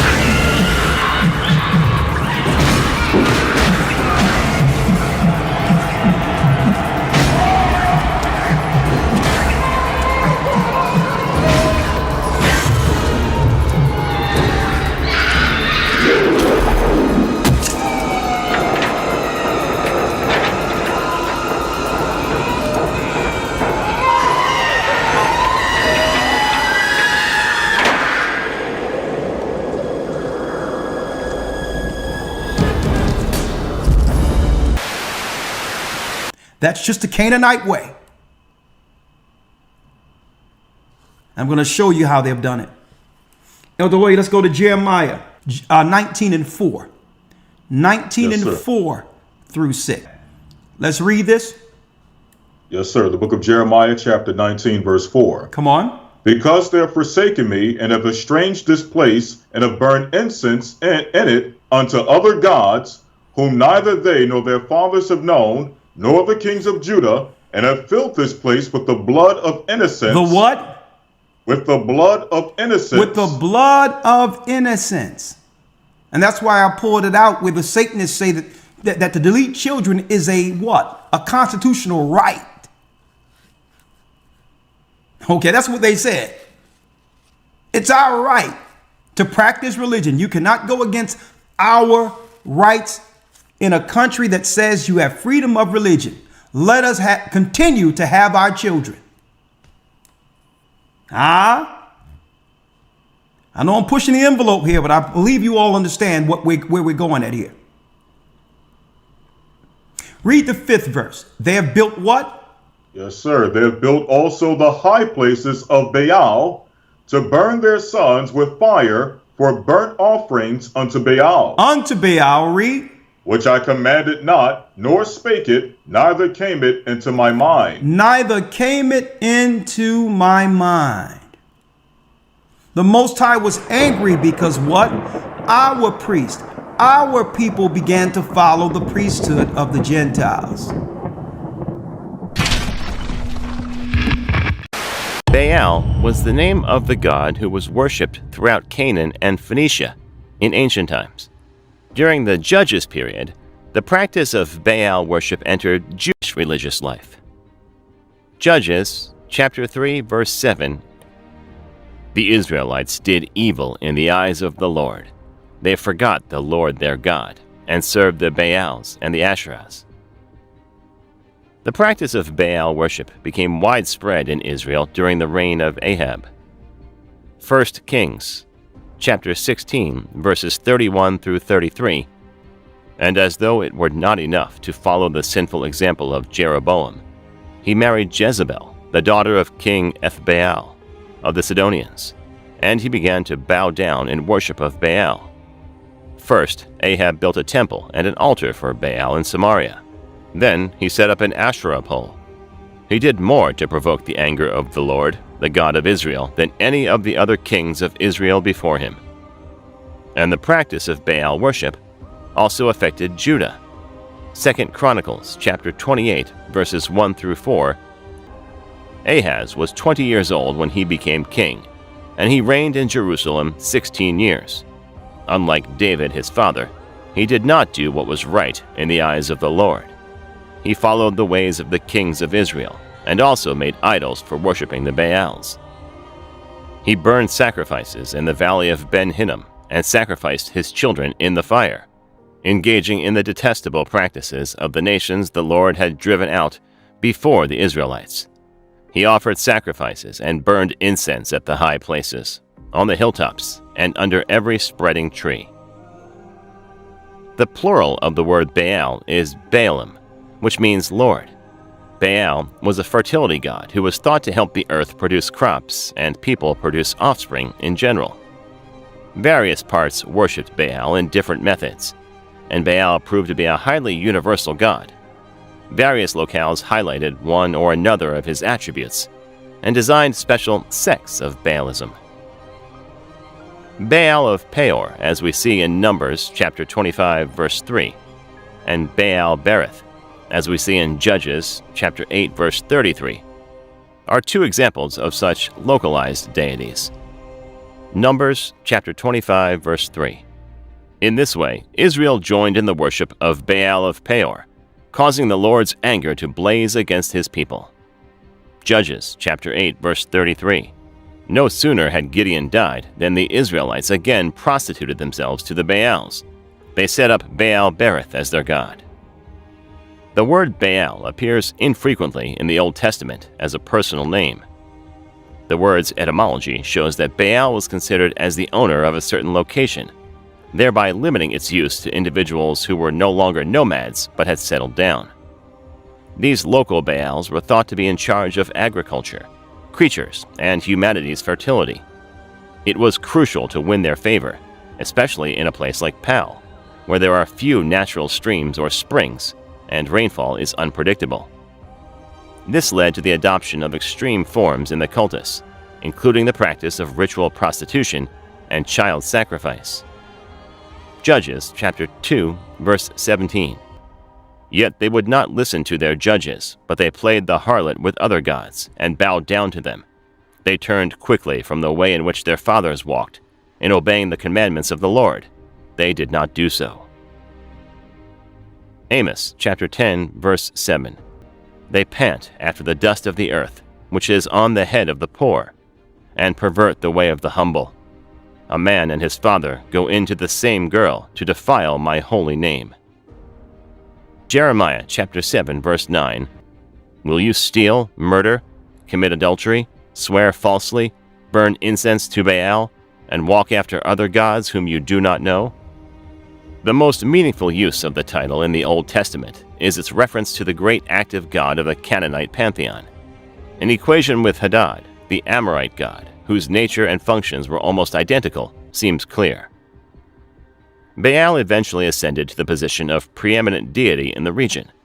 Part of this process, according to some researchers, can be traced back to the Ugaritic scriptures. Baal is identified as the son of Dagon, another Amorite deity, possibly a vegetation or grain god, rather than El, who was undoubtedly the original head of the Canaanite gods. At Ras Shamra, the ancient Ugarit site, temples to Baal and Dagon have been uncovered, but none devoted to El himself. Baal is depicted in the scriptures wearing a helmet, embellished with a bull's horns, a symbol of strength and fertility. He holds a club or mace in one hand, probably representing thunder, and a spear adorned with leaves in the other, possibly representing both lightning and vegetation. In Aramaean sculptures, Baal is depicted riding a bull, which may be related to Aaron and Jeroboam I's calf images, which were most likely used as pedestals for the invisible Yahweh. Anath, referred to euphemistically as the Virgin Anath, was Baal's spouse and sister, and shared many of his escapades. There is evidence that Baal and other Canaanite deities were worshipped in Egypt, but without becoming a serious threat to the native Egyptian religion. Baal was considered the most powerful of all gods, eclipsing El, who was seen as rather weak and ineffective. In various battles, Baal defeated Yam, the god of the sea, and Mot, the god of death and the underworld. Baal's sisters, or consorts, were Ashtoreth, a fertility goddess associated with the stars, and Anath, a goddess of love and war. The Canaanites worshipped Baal as the sun god and as the storm god. He is usually depicted holding a lightning bolt, who defeated enemies and produced crops. They also worshipped him as a fertility god who provided children. Baal worship was rooted in sensuality and involved ritualistic prostitution in the temples. At times, appeasing Baal required human sacrifice, usually the firstborn of the one making the sacrifice. Jeremiah chapter 19, verse 5, KJV. They have built also the high places of Baal, to burn their sons with fire for burnt offerings unto Baal, which I commanded not, nor spake it, neither came it into my mind. Baal's priests worshipped their deity with riotous rites that featured ecstatic shouts and self-inflicted harm. 1 Kings chapter 18, verse 28. So the prophets prayed louder and cut themselves with knives and daggers, according to their ritual, until blood flowed. Before the Hebrews entered the Promised Land, the Lord God forewarned against glorifying Canaan's gods, but Israel bent to idolism anyway. Deuteronomy chapter 6, verses 14 through 15, King James Version. Ye shall not go after other gods, of the gods of the people which are round about you. For the Lord thy God is a jealous God among you, lest the anger of the Lord thy God be kindled against thee, and destroy thee from off the face of the earth. And for political favors, prestige, and power under the Gentiles, they were willing to give up our children. I'm going to show you some of this, some of the guarded things I can show you this evening. Okay. Yes. Now, my name is Annemarie van Blijenburg. I have been married for 24 years met Kees van Kordelaar. Kees van Kordelaar, together with his three brothers, form a criminal organization known as the Octopus Syndicate. They work from 1960 on till the day of today. In order of Queen Beatrix, they have organized martel, torture, rape and killing of children in a public setting. They organized that through youth detention centers in the Netherlands. The youth detention centers were told that the criminals were asking for the Dutch court for children who could work with the Dutch Queen for a certain period. The detention centers were very happy. They thought that Queen Beatrix was a very social woman and they gladly volunteered in giving files of certain children to the criminals. When they wanted to verify what the criminals told them, they were given a name and a phone number of a high-ranking officer at the court of Queen Beatrix, and that high-ranking officer would state and tell them that indeed those criminals were seeking children to work for a certain period at the Dutch court. After receiving files of approximately 3 children every time, the criminals selected a child that had no relative or family. They told the youth detention center, child A is the one we want to see. The youth detention center bought clothes with the child so that it was well clothed to go to a solicitation conversation, and put the child on train to Zwolle. In Zwolle, the criminals fetched the child from the station, brought it to a building which was equipped as a hotel but was not working as a hotel, although there were people in the lobby doing as if the hotel was in work. The child was put on a table and were giving something to drink, and in that drink, with that drink, the child was drugged. Besides that hotel was a building where the performance should take place. In that building, the people were sat down, and at a certain moment, the child was brought into that building by the criminals, was tortured, raped, and brutally murdered before those people. The audience was around Johan Frieso, Prince Johan Frieso, the second son of Queen Beatrix. I was told that Johan Frieso was quite insane and had an unhealthy interest in young children, and had a steady psychiatrist every day of his life with him. And the psychiatrist's name was Guus Parot Dumont. The criminals organized those killings in accordance with Beatrix. Beatrix paid for it, paid for the killings, and Johan Frieso, the criminals asked Johan Frieso to bring his relatives or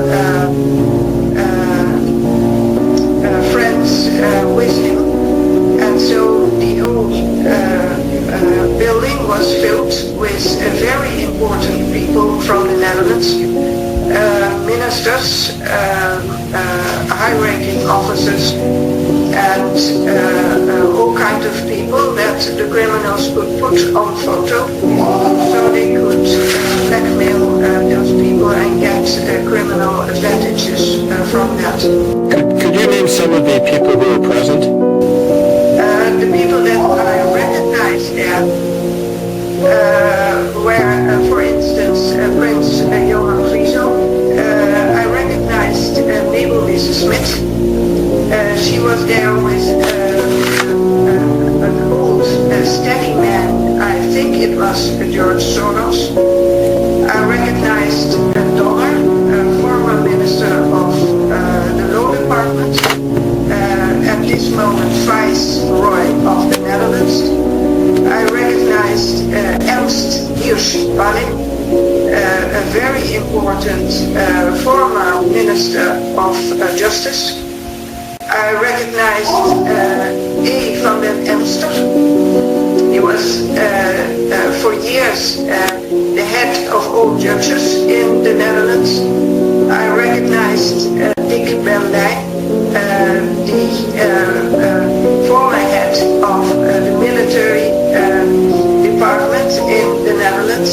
I recognized a journalist, a very important journalist, Gerlof Lijstra, of the journal The Elsevier. I recognized Carla Hierades. At present, she is president of the court in Amsterdam, a judge. I recognized Mark Rutte. He's at this moment president of the Netherlands. I recognize Geert Wilders. He is at this moment the head of the political party PVV in the Dutch parliament. There were about 50 people every time I was taken there. I have been taken there 3 times. I have seen every time kill a child, a child was killed, and I have seen 2 boys killed. I have seen 1 girl killed. I presume those children were Netherlands children. I presume those children came from the detention centers of the Netherlands on the way and were recruited on the way that I've told.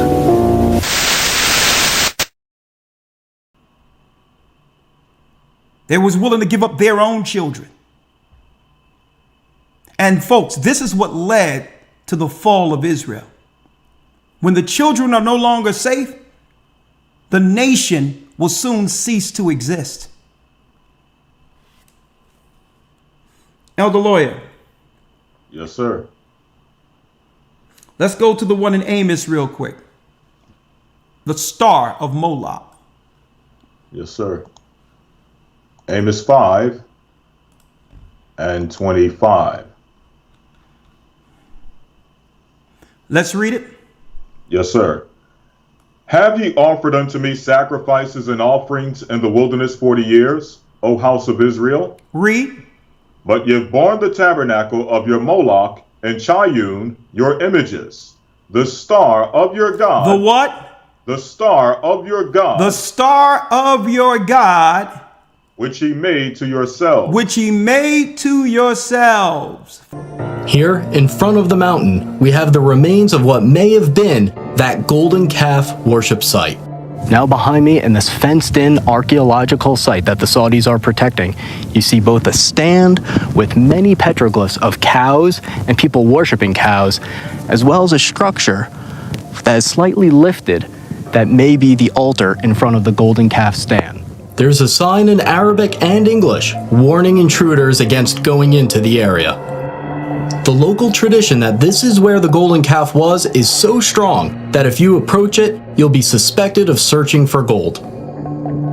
According to the Bible, the worshippers of the golden calf say, "These are your gods, O Israel." This verse indicates that there are multiple depictions of bulls as the Israelites are worshiping the golden calf. On the top of the stand where the golden calf would have been placed, there is a circular indent where the rock has been worn down. It's speculated that this is where Moses grounded the golden calf into powder. Folks, this star never had anything to do with King David. This is not the Star of David. This is not the Star of David. It's the Star of Moloch. It was later named David in our modern time under Megan David. Megan David. He's connected to the financial systems and all these others. I'll have a whole lesson on him. But it was recently named Megan David, the guy in Israel with the red door, Esau. But the Bible is describing this particular emblem, and it is describing what? The man of sin that must be revealed before Christ returns. When you see the symbol, you know prophetically who God is identifying. in the Bible. So I asked to wonder, what type of system, what type of government would allow the harm of children, the harm of unborn children? Doesn't make any sense. How would you bring forth a law to say it's okay to harm children? Unless it's ritualistic, unless it has some ancient ties, unless it benefits some people for this world.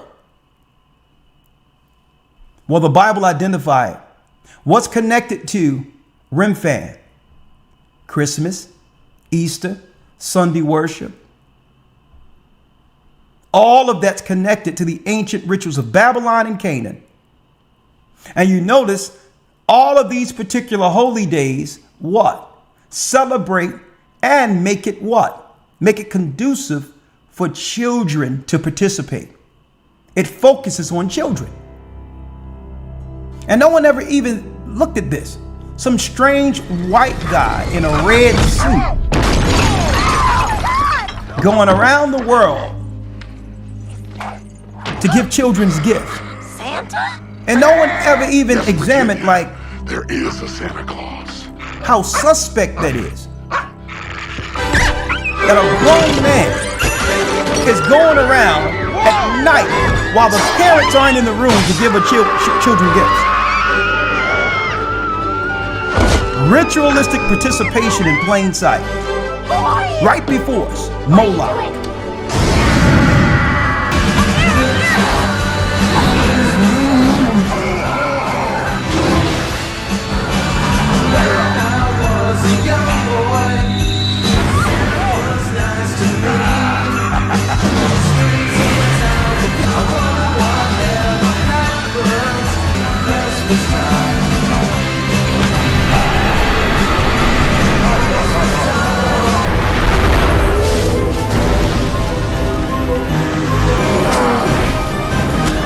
Sweet Jesus!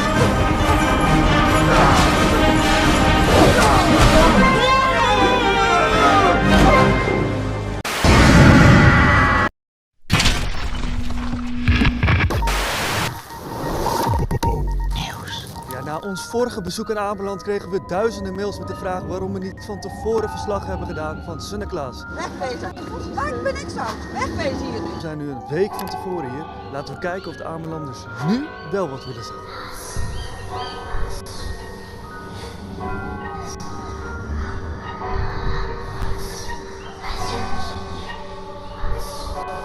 Hallo?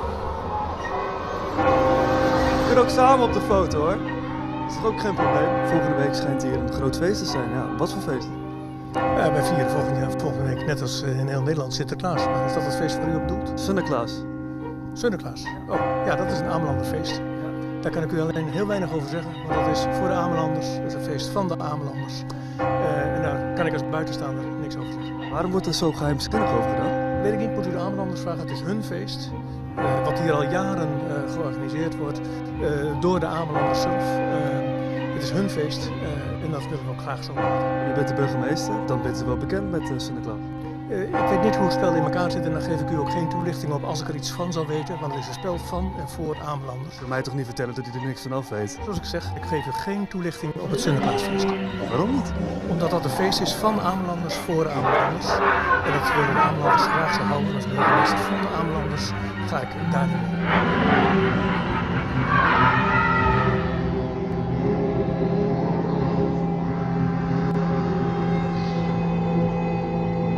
Wij zijn heel erg benieuwd naar het feest wat vanavond gaat plaatsvinden hier. Nee, sorry. Doeg. Nee, ik wil nu de auto gaan. Ik ga hier nu weg, want dit is niet leuk. Dit is voor Amelanders en door Amelanders en jullie hebben niks te zoeken. Dan kan je... Right? Now there's more. There's more of it. Let's go back to where we were, real quick in the Bible. Have you offered unto me sacrifices? Read. Yes, sir. Have you offered unto me sacrifices and offerings in the wilderness 40 years, O house of Israel? But ye have borne the tabernacle of your Moloch and Chayun, your images, the star of your God. The star of your God.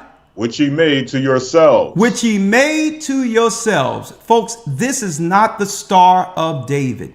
It's the star of Moloch. The star of Remphan.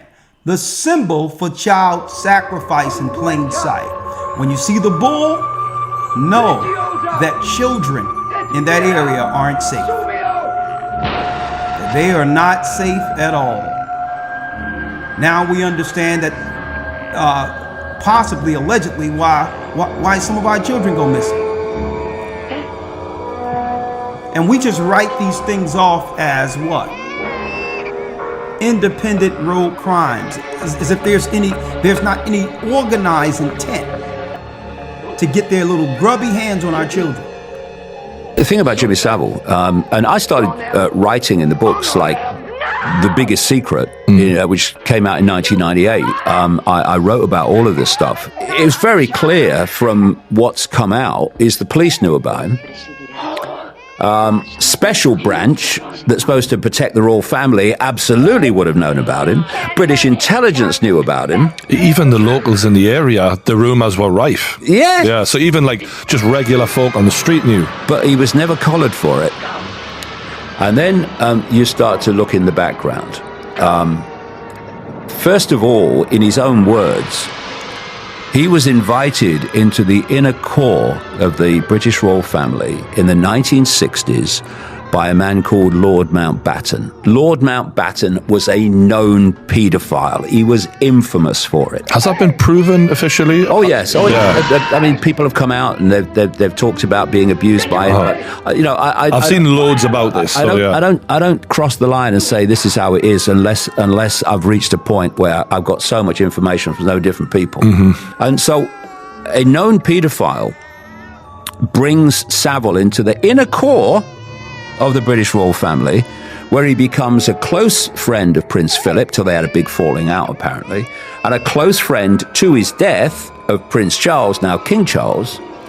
And he was in with a politician such as Thatcher. Well, yeah. Again, he was a friend of Margaret Thatcher, and it was Margaret Thatcher's cabinet that all the stories came out about how many paedophiles there were in Thatcher's cabinet. Her father, who ran a grocery store in Grantham, was a known bloody paedophile. I mean, the girls were warned not to take a job at his shop, you know, bloody everywhere. And so anyway, what Savile was doing was like, people knew, but he was never collared. Because what he was doing, and this has not come out, he was a procurer of children for the rich and famous. He was supplying children.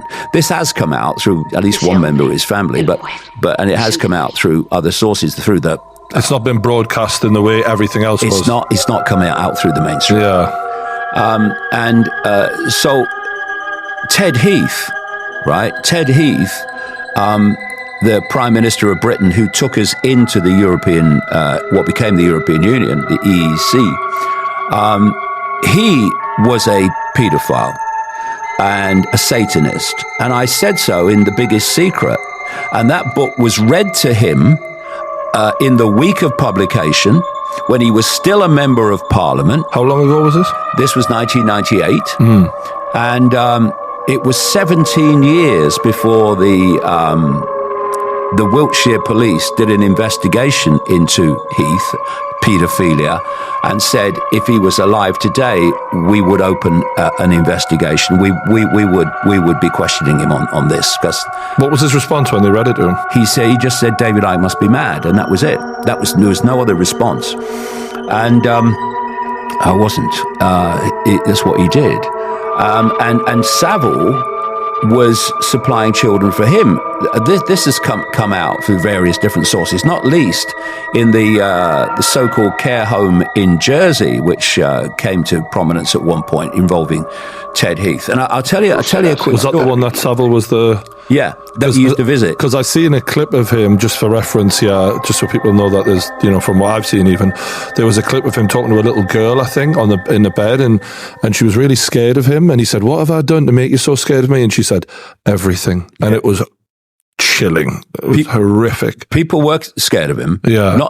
Not least because, and not least media people were scared of him, because of his connections. When you're supplying children for paedophilia and sacrifice, by the way, to the rich and famous networks of the cult. Because there were lots that went missing, right? Yeah, exactly. On the number of kids go missing. I mean, people relate the number of kids go missing to the number of missing children's stories on the news. Forget that. Vastly greater than that. You never hear most of them. So they were, when you're supplying them with children, you don't get collared, first of all, for what you're doing. Anyone that threatens to exposure, well, they better watch their back as well, because the same people are watching his back. And I tell you, a bit like what happened in America to Epstein. He was in jail. He was ready to testify. Boom. Yeah. Gone. Well, they tried to protect him. They protected him once, first round, and then when the women wouldn't give up, they had to stop him coming into court and it all coming out. Whether they killed him or whether they didn't, that's an open question that people have. But certainly he was disappeared. And by the way, on our media platform, Iconic, we have a program called Classified, which is really looking at the far out stuff. And recently, we interviewed a lady called Juliet Bryant, who is a known girl that was abused in the Epstein network. And she describes on that show how she saw him shift from what she described as from a human form to a dragon type form. And why they're doing the same sacrificial rituals now with these rich and famous billionaires as they were doing back then in Babylon and so on. It's because when you are going through the ritual, you've got your sacrificial victim, often a child, by the way, and there's a reason for that. When they talk about the ancients sacrificing young virgins to the gods, that was children, basically. That's what we're talking about. What they're doing is systematically triggering terror in the sacrificial victim. The greater the terror they can elicit, the greater the offering to the gods. So it's all about terrorizing the victim. When people are exhibiting emotion or thought energy, like terror, for instance, you can see the body language of how they're feeling, because they're screaming or they're terrified or whatever. And if you're sensitive, you can pick up these vibrations and you can feel what they're feeling. When people saying, "Oh, I'm fine, mate." Honestly, I'm fine, but you can feel it. You're not fine, are you? You know what? It's just because you're mentioning this, because of all the issues we've been seeing on social media from Gaza, seeing all these children all over my Twitter timeline crying and upset, it hits you immediately. Yeah, like you feel it. Yeah, it's a vibrational connection. Yeah. You're picking up what they're giving off, and so you can feel that, and you can see the body language. What you can't do is see the frequencies. Why? Because they're being given off outside of our visible light, human system, and they're going into this astral dimension. That's why we can't see them. That's why we can't see the astral unless we have psychic abilities. And these gods on this peripheral lower frequency band of this astral dimension are absorbing these frequencies which the sacrifice is giving off. That's the sacrifice to the gods. And what happens in this world of the Satanists who are doing this in our reality, in the human reality, they then drink the blood of the sacrifice because the chemical expression of that terror releases an adrenaline into the blood, which to them is like a drug, it's like a high.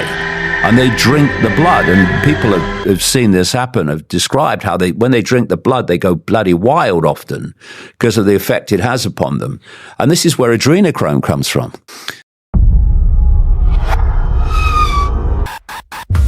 Adrenochrome, a substance extracted from a living human body. But could such a drug be real? According to numerous independent researchers, not only is it real, many of the Illuminati elite are addicted to it and will stop at nothing to satisfy their depraved demand. Said it would take me higher than I'd ever been in my life. Join me as we dive down the dark rabbit hole of adrenochrome. She said to my ear, "I'm going to drink your blood." As your attorney, I advise you to take a hit out of the little brown bottle in my shaving kit. You won't need much. Just a tiny taste. There it is.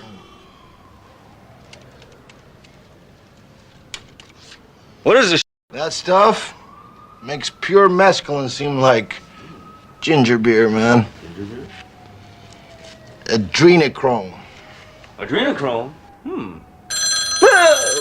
I stomped him and pulled all his teeth out. I remember thinking, Jesus, what a terrible thing to lay on somebody with a head full of acid. Behind bars. No, I'm moving to the Tropicana right away.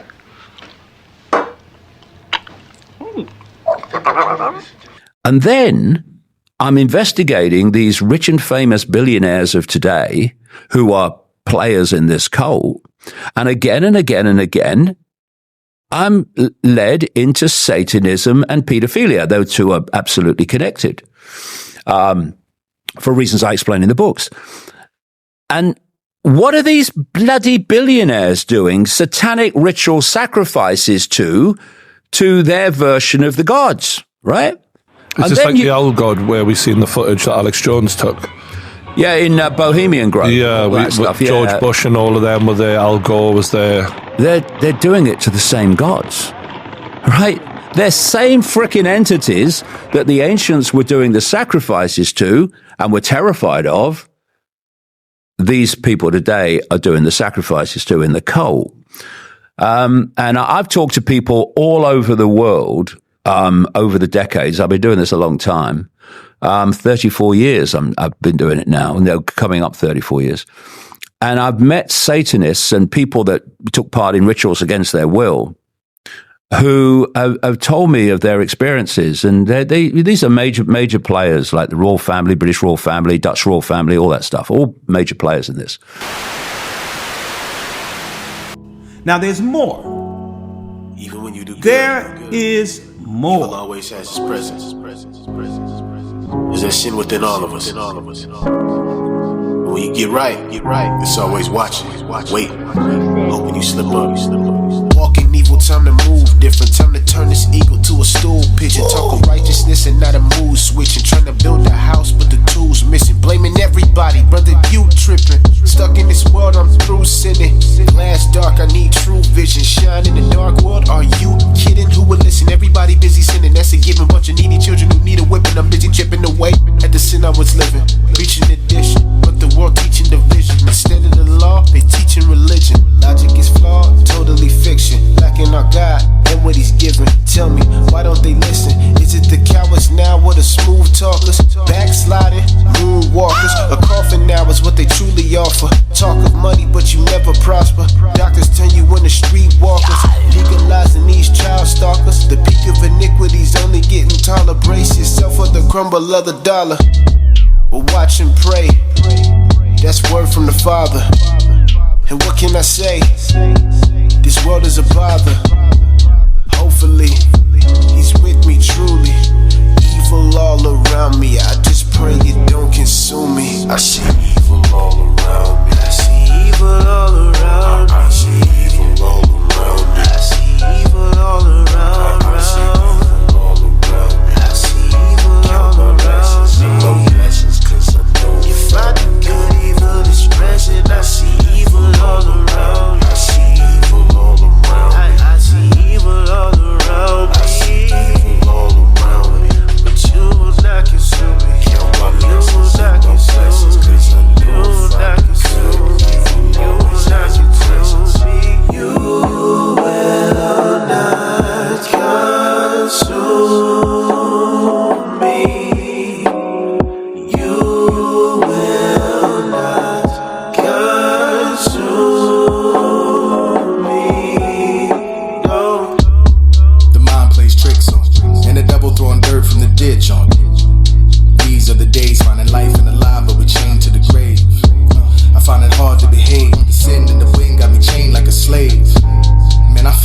concentrate, and the snake got us thinking his venom's what saves. I see devilish ways, ambition is a prison with a worthy inmate. I can't suffer this fate, gotta change my esteem, gotta clean this slate. But the world can't teach. It's like the truth of the powers beneath me. Blind gods in the church can't read me. I stumble in the dark that consumes and feeds me, and I just can't let go. My dollar won't creflo. I can't step to the threshold and live by the place where my very last breath goes. But this is society, murderous society. We love impropriety and Auburn and hell. Do you not see the irony? It screams all around me. The sleep try to drown me. I ain't dying in the agony. I'm not gonna put my own soul in this concrete. But hopefully, the Father's with me truly. I see evil all around me. I just pray it don't consume. I see evil all around me. I see evil all around me. I see evil all around me. I see evil all around me. I see evil all around me. I see evil all around me. No blessings, 'cause I know if I do good, evil is present. I see evil all around me. I see evil all around me. I see evil all around me. I see evil all around me. But you will not consume me. Count my blessings, no blessings, 'cause I know if I do good, evil is present. You will not consume me. You will not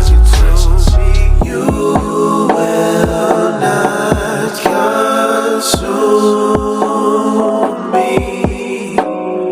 You will not consume me. No. So that explained for all of them times I thought I was by myself. I felt eyeballs on my back and then turned around and wasn't nobody there. It was evil, it was all around me. Looking for entrance, trying to pull me away from a higher and make me believe that's independence. And any way you try to go, it'll be there waiting for you, sitting for you. Job 9:24, the earth giving over to the wicked. But wait a minute, I know I just seen something run past my side vision. Am I tripping? Father, keep sending me your holy word. I'm listening, yeah. Malachi chapter 3 and 6. While you're higher, remain the way he is, so that we can copy and mimic this and not get consumed in various sin. 'Cause this crazy world that we living in, they out to be godless. So it's commandments we can get rid of them. Stop trying to defile us. Who are you to tell me I shouldn't do what my God told me? As for me and my house, read Joshua 24 and 15. But hopefully, hopefully the Father is with me truly. I see evil all around me. I just pray it don't consume me. I see evil all around me. I see evil all around me. I see evil all around me. I see evil all around me. I see evil all around me. I see evil all around me. No blessings, 'cause I know if I do good, evil is present. I see evil all around me. I see evil all around me. I see evil all around me. I see evil all around me. But you will not consume me. Count my blessings, no blessings, 'cause I know if I do good, evil is present. You will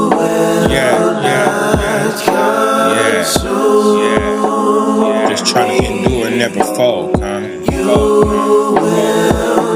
know how that goes. Your Southern Cali body. Malachi 3 and 6.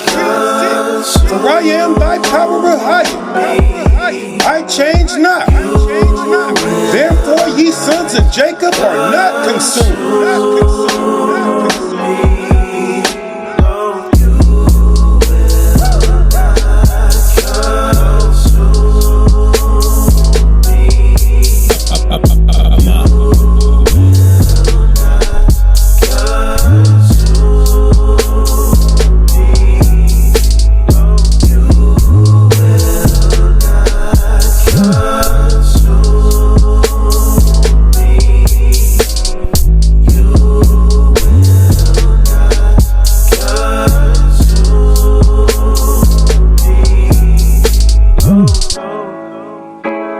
La maldad me rodea en todo tiempo, pero el Todopoderoso me librará de todo mal.